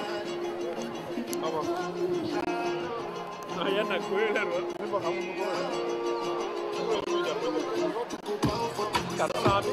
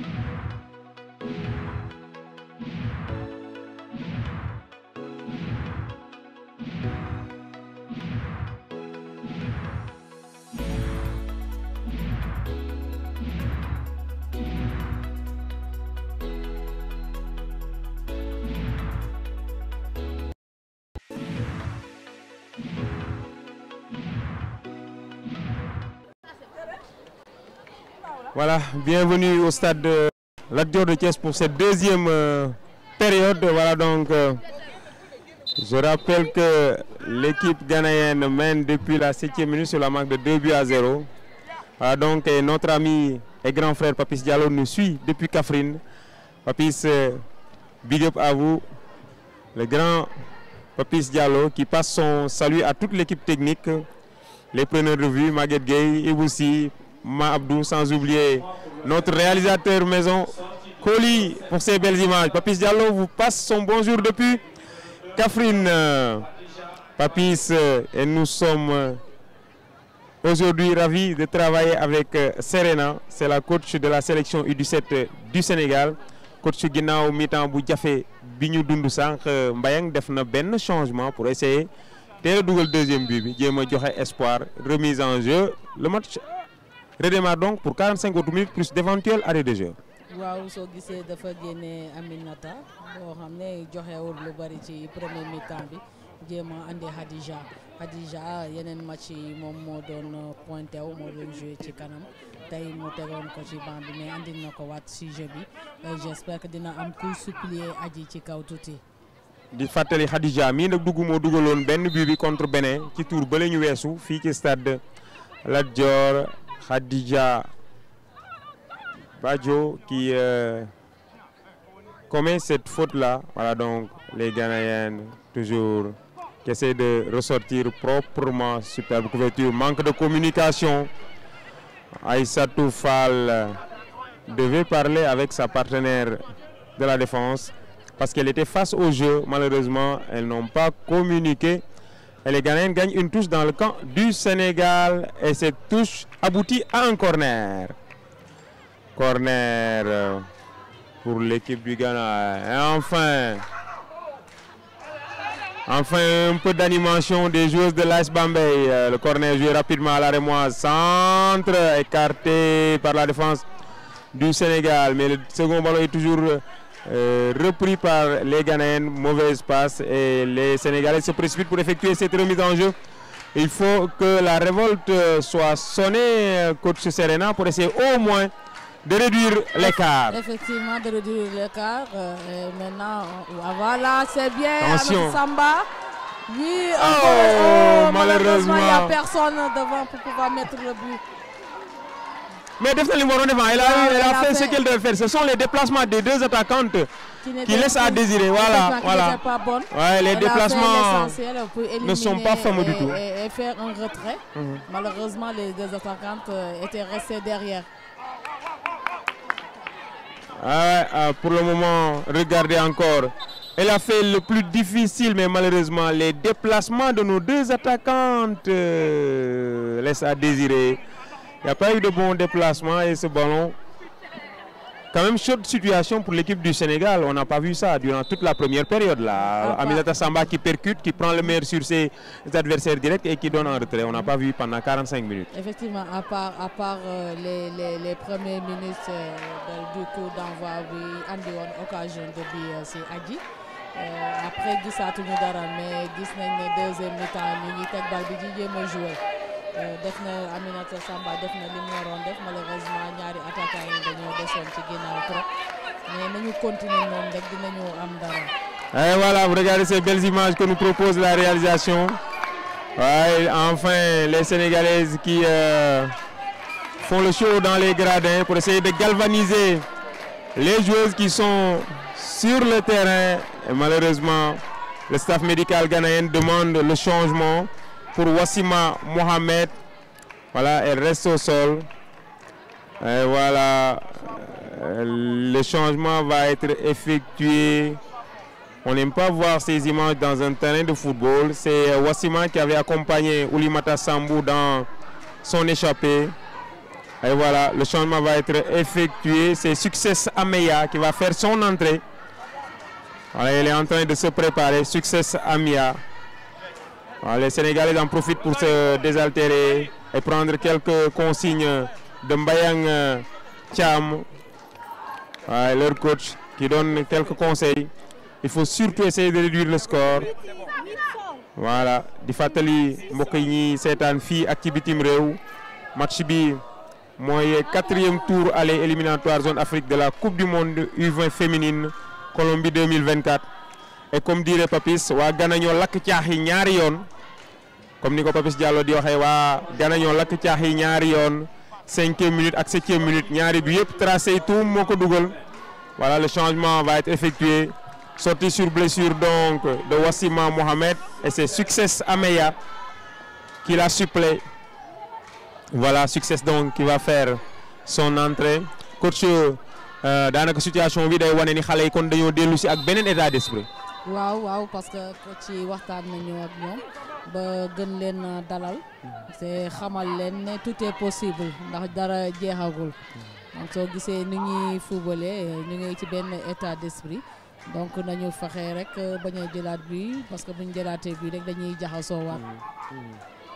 Ouais, muy la am solo, surtout ne pas concéder un autre but. Essayer de réduire le score d'abord. Voilà, et ça joue mieux maintenant.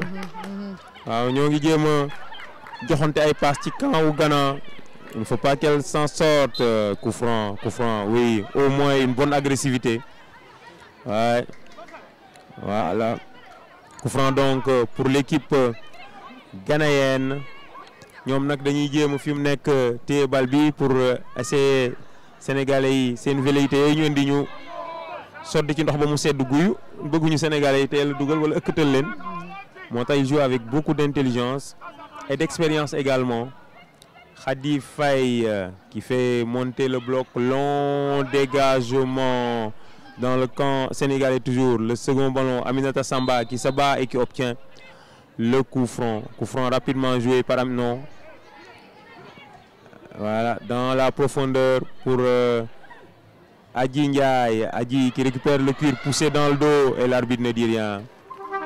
L'arbitre ne dit rien. L'arbitre a estimé que Adji Ndiaye n'a pas été poussé et remise en jeu donc en faveur de l'équipe ghanéenne. Remise en jeu rapidement jouée. Coach gis nga Ghana malgré ni Sénégal dellusé sànq te leen ba léegi ni ñuy joué la ñuy continuer di ko joué mooy jéem a génne bal bi ci passe yu gàtt. seen zone mais au moins sénégalais ñoo ngi leen di pressing léegi un pressing haut. ci kaw gis nga moo leen poussé à la faute. donc nañ leen jël ci kaw rek gën a jege seen camp yi ba pare continuer li ñu commencé teg bal bi ci suufu football waaw loolu bu ñu ko continuer rek dañuy am dara. Ouais. L'équipe du Ghana toujours ce pressing haut du Sénégal touche quand même dans le camp du Sénégal, dans le camp ghanéen. Tous dans le camp ghanéen. Elle a beaucoup plus de présence par rapport à Aminata. Ouais. Khadija Badjo, l'auteur d'un début lors du dernier tour contre le Bénin. Espérons qu'elle va s'imposer parce que techniquement elle est très bien. Touche de l'équipe du Sénégal prolongée de la tête. Adji surpris, dégagement et s'embarrasse pas de fioriture, long dégagement pour écarter ce ballon. Récupéré toujours et coup franc, jeu dangereux. Jeu dangereux. Et l'arbitre malgache qui va sermonner la fautive Mafia Niamey, mais pas de carton. Excès d'engagement donc et coup franc au bénéfice de l'équipe du Sénégal. Coach daa mel ni bii moom moo gën tàmbali sànq bi mais malheureusement on se précipite encore, beaucoup de précipitation. mais bii moo ëpp dal tuuti par rapport ak ni ñu commencé.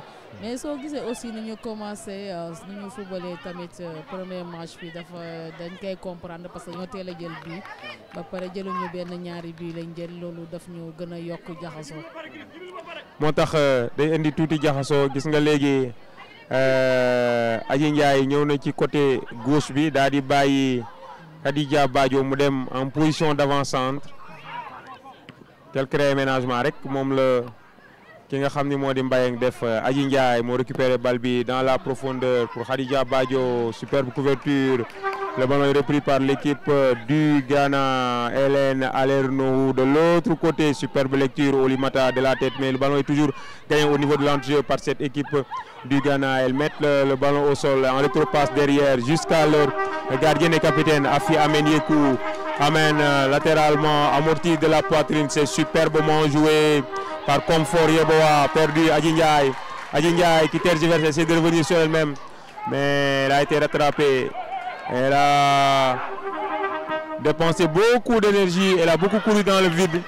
Et heureusement pour l'équipe du Sénégal que Tracé Toum, le double buteuse, rate cette prise de balle et touche donc en faveur de l'équipe du Sénégal. Coach dafa mel ni mbir yi mi ngi équilibré ci intention yi tamit gis nañ Sénégal mu dikk ak beneen xar kanam. waaw si match bi moom yëf yi xaw na équilibré parce que gis nañu Sénégal mu ngi footballé neneen nu uteeg ni mu footballé woon ndax mu ngi gagné duel yi léegi te mu ngi dem ci duel yi te mu ngi jéem a teg bal bi aussi pour football poser problème défense adverse. mu ngoog attention mésentente mais elle s'est repris et merci à PMN TV et Douama Daniel, nos amis ghanéens, good defense moom loolu la waa qui nous suit depuis Accra. ñoom ñëpp ñoo ngi seetaan FSF TV di fàttali ñoo ngi leen di dégtal double confrontation muy diggante Sénégal ak Ghana et pour le moment c'est l'équipe ghanéenne qui est devant au score. Les 2 buts ont été inscrits à la première période par Tracey Toum à la 5e et à la 7e minute. Et depuis lors, l'équipe du Sénégal court derrière ce score, essaie au moins de réduire le score. Voilà, c'est pour cela que Mbayang a fait entrer l'une de ses buteuses attitrées, Khadija Badio. Mais pour le moment, ça tarde à payer. De l'autre côté, récupéré au niveau de l'entre-jeu par l'équipe sénégalaise dans la profondeur. Attention à Adjindiaye, devancé de justesse par Beline Yarko qui concède cette touche et elle reste au sol. Elle reste au sol. Superbe cette passe pour Adjindiaye, mais elle a été devancée par Abena Anoma Opoku qui a réussi à tacler ce ballon. Superbe geste défensif pour écarter le danger. Touche donc en faveur de l'équipe du Sénégal qui est revenue avec de meilleures intentions. Je l'ai dit tout à l'heure. Papis, il faut que Sénégalais y lakk caaxi pour Tchétchan mi mën a gën a xumb ñu espérer dellu sax au moins égalisation en attendant. Mu ngi noonu coach. Ouais, coup franc, coach daa mel ni xale yaa ngi fippu nag fi mu nekk. Elles ont su respecter et écouter les consignes du coach. soo gisee premier mi-temps pour ñu yeggoon ci camp adverse bi c'était difficile mais ba ñu dellusee ci deuxième manche bi ba léegi jeu bi ñu ngi koy posé ci zone adverse bi loolu lu baax la nañu continuer ci loolu. mu ngoog Lyon Teranga xale yaa ngi góorgóorlu pour essayer au moins de réduire le score. Acca gaynde ñu yokk lu ñuy daw tuuti rek loolu la mooy sa sàll wax moom it mi ngi ñuy seetaan. di ko jaajëfal Ami Collé Biaye ñoom ñëpp ñoo ngi seetaan match bi via les différentes plateformes de la Fédération sénégalaise de football. Adama Sané moo récupéré bal bi noonu. Adama qui tergiverse et qui perd ce ballon. Elle avait la latitude de jouer avec plusieurs de ses partenaires hors jeu. Position illicite, mais l'arbitre laisse jouer et touche donc en faveur de l'équipe du Ghana. Comfort Yeboah va effectuer cette remise en jeu. Yeboah qui cherche une partenaire démarquée. Longue touche, superbe couverture et coup franc. Coup franc pour l'équipe du Sénégal. Salamatou Abdoulaye a tenu par le maillot. Aïssatou Chris Ba qui obtient donc ce coup franc et le coup franc va être joué par Wolimata Ndiaye. Coach bu Ghanéen yi bu ñu leen xañee occasion rek li des nag mooy jéem a réduire score bi pour li des ci match bi mën a xumb tuuti mën a neex. waaw bu ñu dugalee léegi réduire score bi rek dinañ gis beneen match te boobaa dina leen gën a may courage te dinañ yokk détermination bi pour mën a égaliser parce que boo xoolee bañ dellusee ba léegi pratiquement Sénégal moom match bi ñooy gagné duel yëpp. liñ daawul gagné sax première période mooy duel aérien yi fi mu nekk nii sénégalais yi ñoo ngi koy gagné ndax ñoo ngi tëb di mbëkk ci kaw ghanéen yi nga xam ni première période bi daanaka bali yëpp ñoom ñoo ko delloo si. Aminata Samba contrée amortie de la poitrine, elle percute mais récupérée. Attention dans la profondeur, superbe lecture. Khady Faye qui va se saisir du ballon. Khady qui va relancer de la main pour Aïssatou Chris Ba. Aïssatou pour sa capitaine Wolimata Ndiaye. Ça joue mieux du côté de l'équipe du Sénégal. Adama Sané qui crochette et qui obtient le coup franc. soo xoolee dafa mel ni Ghana moo jël suñu jeune ndax moom moo commencé moom it di balancer ballon yi.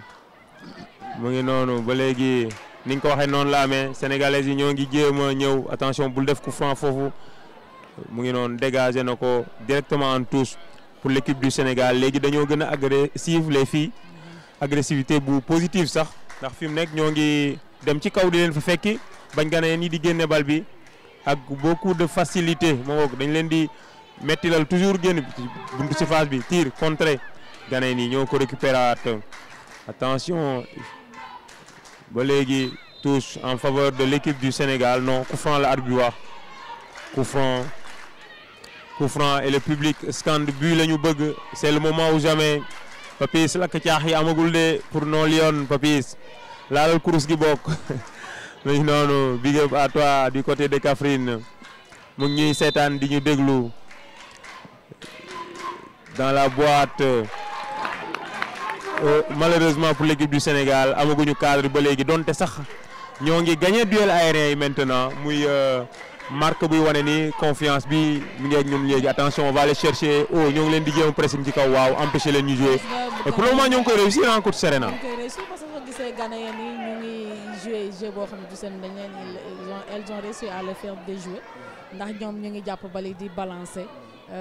Parce que dañ leen jël ci seen kaw kan nañ continuer di loolu ñuy jouer continuer sur duel yooyu rek jéem a réduire bu ñu réduire rek léppay baax booba day mettre doute ci boppu Ghanéen yi te gën a yomb ci ñun kon. mu ngi noonu profiter de ce gros trou d'air des Ghanéens pour essayer au moins de réduire la marque au niveau de l'entrejeu sénégalaise yi ñoo récupère ba Adji Ndiaye qui cherche une partenaire démarquée, elle tourne sur elle-même, Adji dans la profondeur, en appui, super passe, frappe, ça a manqué de puissance mais au moins ça a le mérite de réveiller le public. Encore attention à ne pas se faire prendre derrière, il faut maîtriser la profondeur. Adama Sané Adama est directement tous sénégalais yi ñoo ngi déjoué loo fi mu nekk équipe bu Ghana bi képp ci Serena. Effectivement ñu ngi koy déjoué loo bu baax waaye nag boo ko déjoué il faut nga dugal bi parce que voilà ñoo yeewu parce que kon ñoom ñoo ñu jiital ñaari bi deuxième manche bi yaa ko moom di fexeel ba teel a dugal sinon bu ñu yeewoo après day gën a compliqué si ñun. Ouais. Contrôler la profondeur, essayer de la retarder, bloc de replacer ou attention, empêcher cette superbe lecture. Oulimata avec beaucoup de calme et de maturité. Oulimata qui récupère ce ballon. Elle a tardé à jouer avec Adji Ndiaye. Adji qui se bat comme une lionne pour récupérer le ballon. Adji Ndiaye, Adji dans la percussion. Adji Ndiaye toujours. Adji poussé, coup franc. Non, l'arbitre accorde la touche mais pas le coup franc. Au moins, elle a le mérite de provoquer, de gagner quelques mètres dans le camp adverse. Mais superbe cette intervention défensive de Oulimata, la capitaine. Elle était sur la bonne ligne de passe.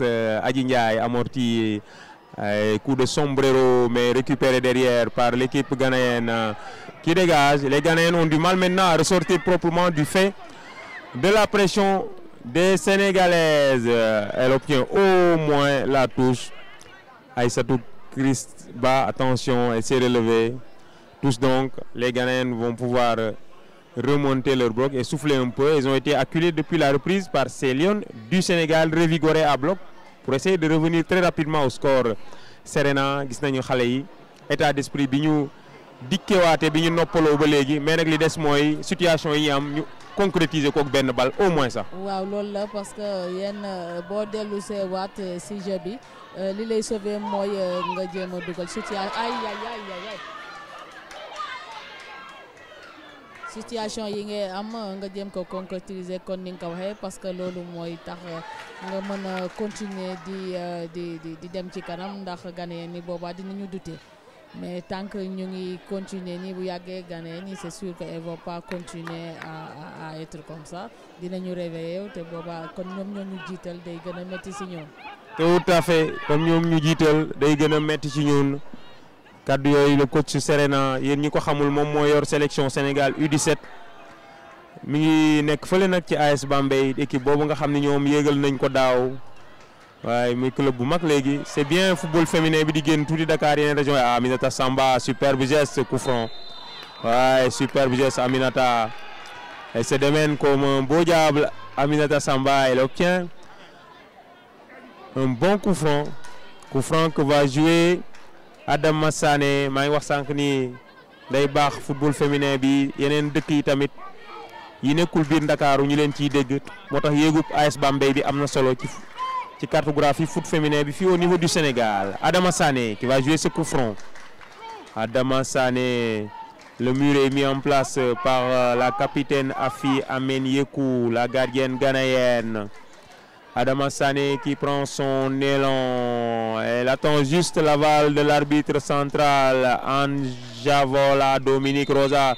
C'est fait. Adama Sané. Adama dans la boîte. Gagné encore par Oulimata Ndiaye. Mais le ballon passe largement au-dessus du but gardé par Afi Amen Yekou. Au moins un point positif. Maintenant. Les balles aériennes offensives sont gagnées par l'équipe du Sénégal. Attention à ne pas se faire contrer derrière. Heureusement pour l'équipe du Sénégal que Salamatou Abdoulaye a raté sa passe vers Tracey Toum. Raoul li ñu gis ni Raoul dal na xel ndax gis nañu Ghanéen ni boobu ba léegi mënuñu poser jeu bi ñoom it ñoo ngi balancer lii dal na xel li ci des kay mooy jéem a concrétiser occasion yi ñu am ndax deuxième match bi pratiquement ba mu commencé ba léegi ñu ñoom moomee jeu bi donc dañu dugal pour gën a mettre doute bi ci boppu Ghanéen yi.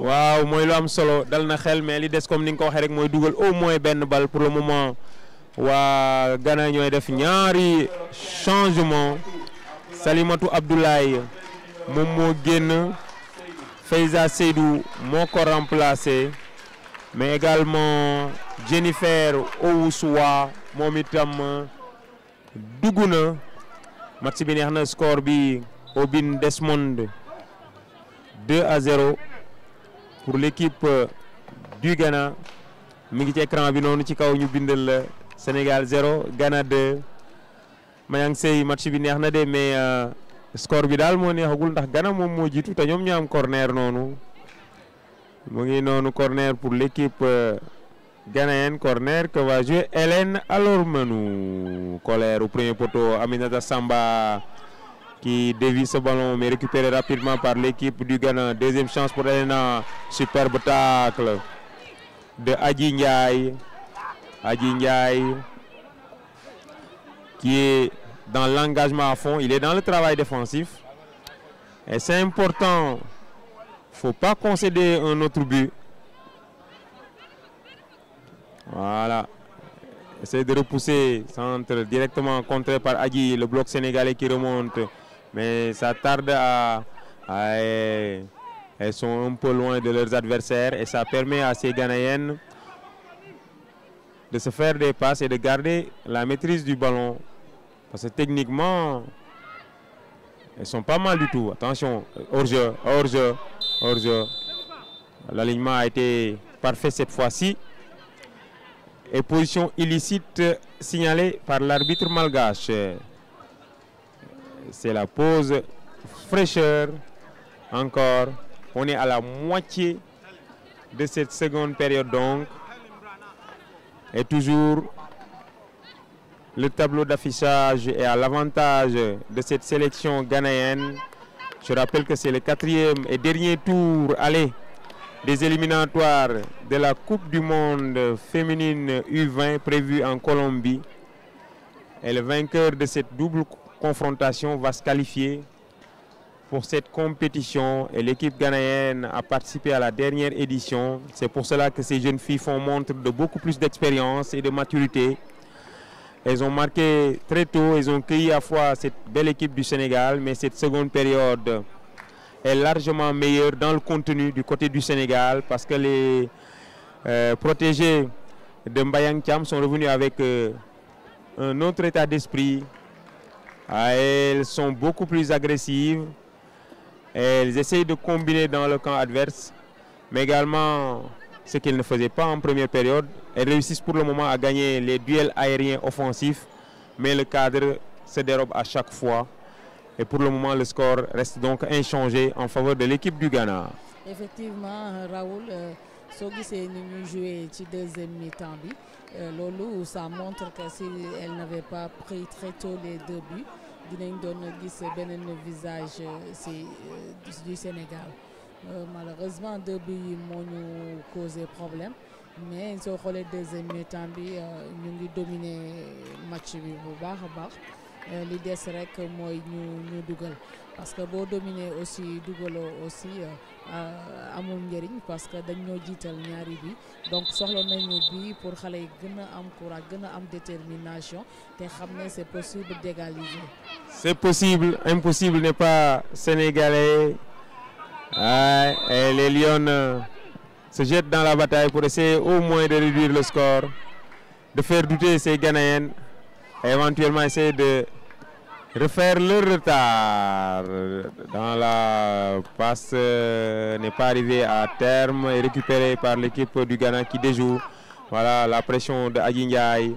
Dégagement récupéré encore par l'équipe du Sénégal au niveau de l'entrejeu. C'est mieux dans la profondeur pour Adji. Adji il a une fenêtre de frappe. Tire. Malheureusement, le cadre se dérobe encore. Elle a réussi à avoir une toute petite fenêtre de frappe. Malheureusement pour elle, elle n'a pas réussi à cadrer son tir Adji Ndiaye. Et le ballon passe à la droite de la gardienne ghanéenne Afi qui le prend elle. Aucun rythme maintenant. Elle dégage rapidement, elle fait remonter son bloc et elle essaie de dégager dans le camp du Sénégal. Mais pour le moment, la profondeur est bien maîtrisée par cette défense sénégalaise. Attention, tu es hors de la surface, faute de main. Oh, péché de jeunesse là.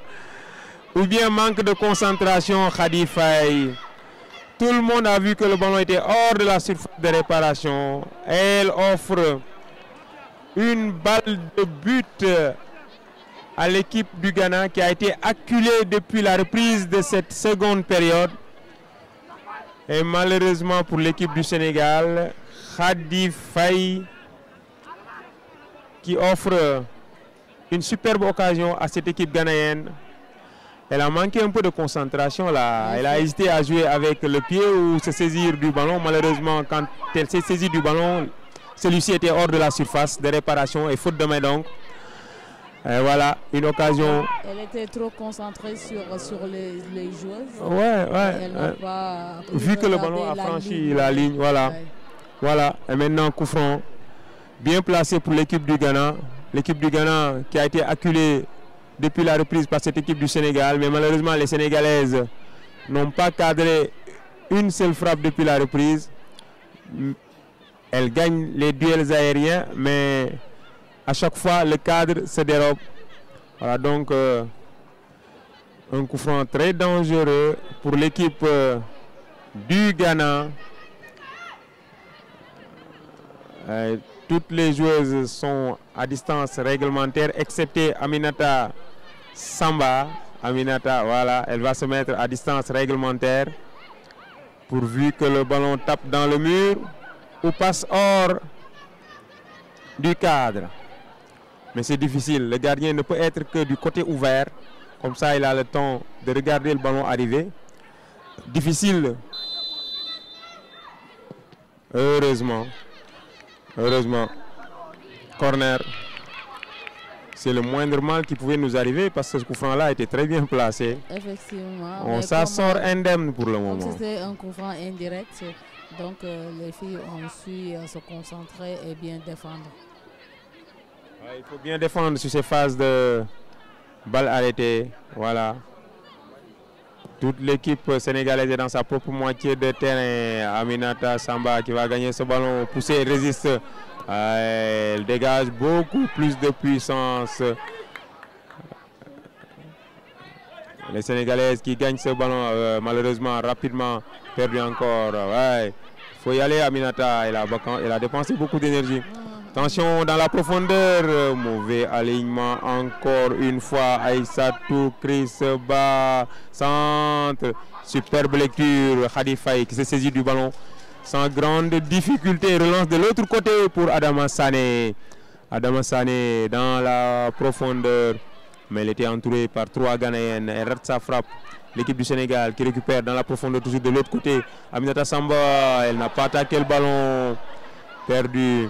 daa mel ni Ghanéen yi ñoo ngi commencé génn tuuti ci domination bi leen Sénégal dominé woon bañ dooree ba léegi wala. waaw ñu ngi commencé génn parce que aussi xam nga boo dominé nit ki te dugaloo aussi bu yàggee ñooñu dañuy fippu te bu ñu yéegee sa kaw après yow da ngay commencé waat di douter donc dañoo waroon dugal li ñu jot a am occasion yi jot a am pour mën a continuer ci domination boobu. Nos amis internautes nous suivent également avec beaucoup d'intérêt. Sidi Manga, Julio Sagna, sans oublier Mbare Babi.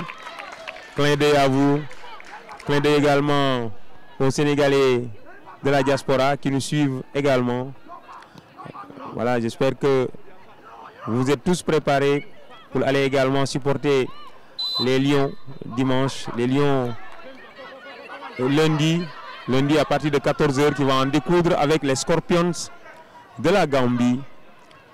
Et les Sénégalais avec moi, espérons que la bande à Sadio Mané va rééditer l'exploit dernièrement et nous revenir avec une deuxième étoile. Coup franc, Oulimata dans la boîte, dévié par Adji Ndiaye. Personne n'a plongé dans le dos de la défense ghanéenne. Le duel est après au niveau de l'entrejeu. Adji Ndiaye qui met le ballon au sol. Adji, elle tergiverse, elle a été surpris par Adama Sané qui se bat bien. Adama Sané en rétro-passe. Non, elle préfère garder la possession et elle repasse par sa gardienne. Relance propre. Le ballon est mis au sol dans la profondeur. Kadija Badio. Kadija, mauvaise prise de balle. Récupérée par l'équipe du Ghana. Les choses commencent à s'équilibrer un peu. Oulimata, mauvaise prise de balle également. L'arbitre laisse jouer. De l'autre côté, dans la profondeur. Attention, Adji amorti de la poitrine. Adji qui protège bien son ballon. Il a été poussé dans le dos. Mais l'arbitre n'a rien vu. Ouais, les Sénégalaises gagnent les seconds ballons, mais les relances laissent à désirer. Ouais, au moins, ils ont le mérite de revenir avec beaucoup d'agressivité. Rokhaya en rétro-passe dans la profondeur. Adama, est-ce qu'elle va réussir à prendre ce ballon? Non. Mauvaise transmission et le ballon sort en touche en faveur de l'équipe du Ghana. Elles vont prendre tout leur temps, glaner quelques secondes avant de jouer cette remise en jeu. Coach Tamba ngi dem inexorablement. Sénégalais yi ñoo ngi daw pour double ben but sax au moins pour faire renaître l'espoir, mais pour le moment ce petit but là se refuse à cette équipe du Sénégal. Effectivement, mais liñ ci retenir mooy au moins ñu ngi football, ñu ngi gagné duel yi aussi. Soo xoolee Ghanéens yi aussi ils ont fait entrer du 109. Boo xam ne aussi ñu ngi commencé di poser problème tuuti. Mais duel yi pratiquement ñun ñoo koy gagné. Waaw, Ghanéens yi dugal nañu du 109 également pour essayer de rééquilibrer les choses parce que depuis un certain temps l'équipe du Sénégal moo dominé woon mais affaire yaa ngi équilibré waat ndànk-ndànk. Mi ngi équilibré waat ndànk-ndànk. Khady Faye au niveau de l'entrejeu, Khadija Badio dans la profondeur. Rokhaya dafa yéex a dem. Superbe couverture. Rokhaya encore ma ngay daw ci beneen côté ba, elle se bat bien. Rokhayatou Kandé. Rokhayatou en position de centrer, pousser un peu dans le dos. C'est devant l'arbitre assistante, elle ne dit rien. Attention Rokhaya, elles sont dans la pression dans le camp ghanéen. Ouais, les obliger à déjouer un peu. Aminata Samba qui va au pressing. Aminata, ouais, attention, elles arrivent à combiner. Ouais, superbe, avec une agressivité positive. Ouais, pour récupérer le ballon. Il ne faut pas perdre le ballon là. Attention, heureusement qu'elle était bien placée, Chris Ba. Mauvaise passe. Un concours de maladresse là. Depuis quelques secondes, aucune des deux équipes n'arrive pas à garder le cuir pendant quelques secondes. Et tous au bénéfice de l'équipe du Sénégal. Aïssatou Krisba va effectuer cette remise en jeu. C'est cette agressivité qui nous a manqué en première période. Mais boo gisee deuxième période bi da ngay am quelques regrets quoi ndax ni but yi teele quoi. Effectivement, ni but yi teele vraiment moo xaw a damm tànku xale yi. Mais da ngay xam ni Ghanéen yi niveau bi ñëpp. Attention Khadija Badio. Cadré mais Afi Amen Yekou était bien placé et directement le bal bi ñëw ci moom premier poteau ba mu taxaw la ko bal bi fekk si. Boo gisee li xale yi wane nii ci deuxième période bi da ngay am regret parce que da ngay xam ni écart bi demewul noonu ñu jël ci 2 buts yu gaaw noonu. Effectivement moo dam moo tànku xale yi attention. Marqué 2 buts ñu jël moom. Malheureusement pour l'équipe du Sénégal, l'arbitre avait déjà sifflé la position illicite d'Aminata Samba. Notre réalisateur Koli va nous remontrer cette phase de jeu. En tout cas, le staff du Sénégal n'est pas d'accord. Ouais. On n'a pas la bonne position, mais le staff du Sénégal n'est pas d'accord du tout avec la décision de l'arbitre. Attention, la profondeur, lob. Heureusement pour l'équipe du Sénégal. Là, on n'a pas géré la profondeur là. On n'a pas bien géré la profondeur sur ce coup-là. Heureusement pour l'équipe du Sénégal que le cadre, qu'elle n'a pas attrapé le cadre, sinon c'était le but tout fait. Si vous êtes dans cette position-là, avec cette défense si haute, il faudra que la gardienne soit un peu vigilante pour avancer avec son bloc d'équipe, sinon on risque de se faire contrer derrière si on n'a pas une bonne maîtrise de la profondeur. Oulimata. Ouais, ça joue mieux maintenant. N'est-ce pas, coach Serena? Oui, ça joue beaucoup mieux. Gis naa ne mooy li nga wax sànq regret bu ñuy am mooy dañoo teel a jël bi. waaw bu ñu teeluloon jël bi match bi du doon demee nii parce que boo xoolee deuxième manche bi pratiquement ñun ñoo ko moomee li ci manqué rek mooy but bi moo ci manqué. Et malheureusement pour nous bal yi ñu teel a jël mais boo xoolee deuxième période bi da nga naan c'est possible d'aller faire un résultat à l'extérieur nañ jéem a dugal nag balaa temps bi di wàññeeku. Attention mu ngi en bonne position. Adama elle a mal pris ce ballon. Ouais, attention. Faut pas ñu bàyyi ko mu jël de la vitesse. 3 contre 2. Ouais, bonne défense. Superbe, bonne défense. Vers l'avant, vers l'avant. Elle a préféré jouer en rétro-passe pour Khady qui trouve Adama amorti. Perdu. Elle a mis beaucoup de temps pour maîtriser ce ballon. Les Ghanéennes, elle semble blessée. Eh ouais. ci li ñu jot a gis nii dafa mel ni elle commence à lâcher physiquement. Physiquement, tout à fait. Par le pressing et les duels gagnés par l'équipe du Sénégal soo gisee ñu ngi gaañu rek sànq ba tey. soo gisee aussi seen bal yi ñuy am elle arrive plus à courir. Comme elle le faisait en première mi-temps. Boni Camara 2-0 pour l'équipe du Ghana. Mais que de regrets pour cette équipe du Sénégal, que de regrets parce qu'on a été cueillis à froid et cela nous a porté préjudice depuis lors. Mais depuis la reprise, les filles se sont bien comportées.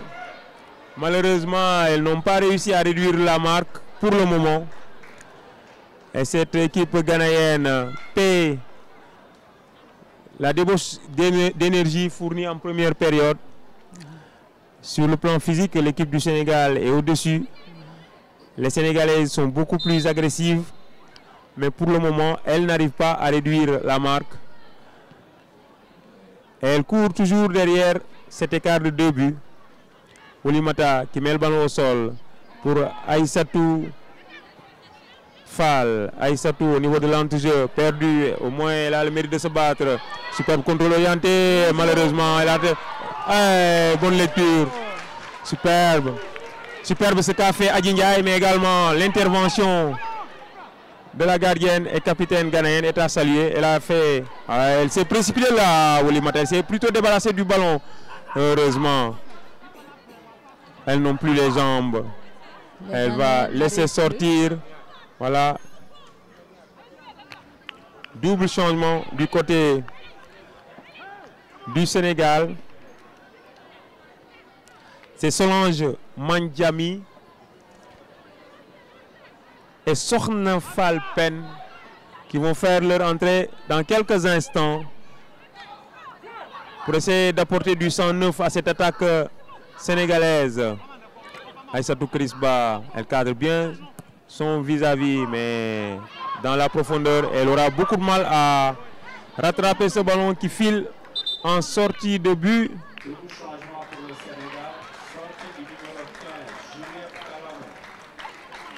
Juliette Calamon qui va céder sa place à Solange Mandjami, mais également Rokayatou Kandé, une des rares Sénégalaises qui a tiré son épingle du jeu en première période. Elle sera suppléée par Sokhna Fall Pen. Voilà donc apporter du sang neuf au niveau de l'attaque pour essayer de forcer le verrou ghanéen, réduire au moins le score. Adama, il ne faut pas perdre ce ballon. Adama Sané, attention. Oulimata qui cadre bien son adversaire. Le temps que le bloc sénégalais se reforme. Il ne faut pas le laisser prendre de la vitesse là. Intelligemment.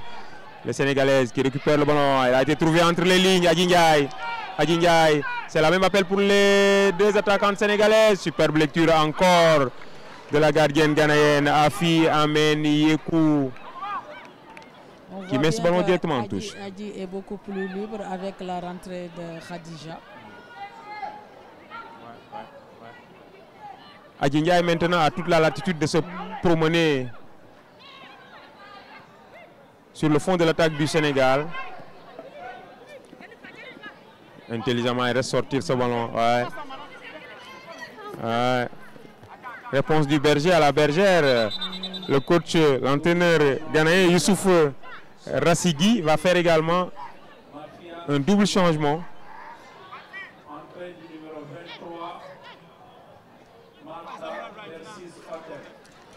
Martha Persis Oteng qui va faire son entrée, mais également Comfort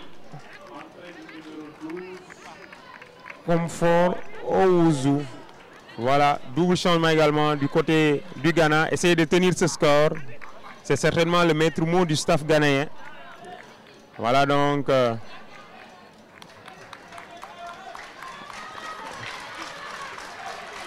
Voilà.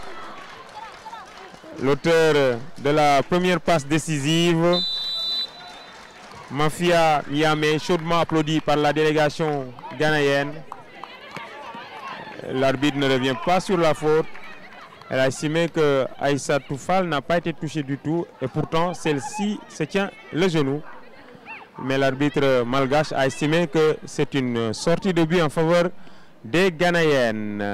Ballon récupéré au niveau de l'entrejeu par Chandel. Le ballon est mis en sol, récupéré par Khadija Badjo, battu dans le duel. De l'autre côté maintenant, Adama Sané, extérieur du pied pour Khadija Badjo. Khadija, longue passe vers Aminata Samba, poussé un peu dans le dos. Ça suffit pour la déséquilibrer. L'arbitre n'a rien vu. Et la Ghanéenne qui allonge directement en touche. Les Sénégalaises se rebiffent pour essayer au moins de marquer un but, garder toutes leurs chances ainsi pour la manche retour. Mais pour le moment, ce but se refuse à cette équipe du Sénégal, Serena. Oui, si on arrive à mettre un but, au moins avec 2-1, au match retour, ce sera possible. Mais ce qu'il ne faut pas faire, c'est de perdre 2 buts ici. Et ce sera beaucoup plus difficile dans le match retour. Parce que le Ghana sera à domicile. Et c'est un peu difficile de battre une équipe à domicile. Surtout une équipe aussi expérimentée comme le Ghana. Tout à fait, Serena. Achia, Anastasia, Ganatou, Sénégal nil. Dégagé encore en touche de la tête par cette équipe du Sénégal. Les Ghanéennes qui gardent toujours la possession du ballon. Comfort Yeboah. Il y a 2 Comfort maintenant sur la pelouse. Comfort Ouzou et Comfort Yeboah. Rapidement récupéré par l'équipe du Sénégal. Au niveau de l'entrejeu, ça percute. Ça manque de mouvement. Mauvaise passe. Adama de l'autre côté. Adama Sané. Adama en retropasse derrière pour Aïssatou Fall. Aïssatou, elle allonge. Rokaya en une touche de balle. Aminata Samba devancé par l'équipe ghanéenne qui met le ballon au sol. Attention, Jennifer qui cherche en profondeur. Mais rapidement récupéré. Coup franc, l'arbitre ne dit rien. Pourtant, elle a été chargée dans le dos, mais l'arbitre ne dit rien, elle ne signale rien du tout. Les Ghanéennes qui essayent de repartir en attaque. Aïssatou Chris et Aïssatou Fall, elles vont communiquer cette fois-ci. Aïssatou Fall qui est superbe. Aïssatou Fall qui gagne quelques mètres avec le ballon. Elle sort en dribble. Elle cherche un appui. Elle l'a trouvé en la personne. Ça circule bien dans la profondeur et hors-jeu. Hors-jeu d'Aminata Samba.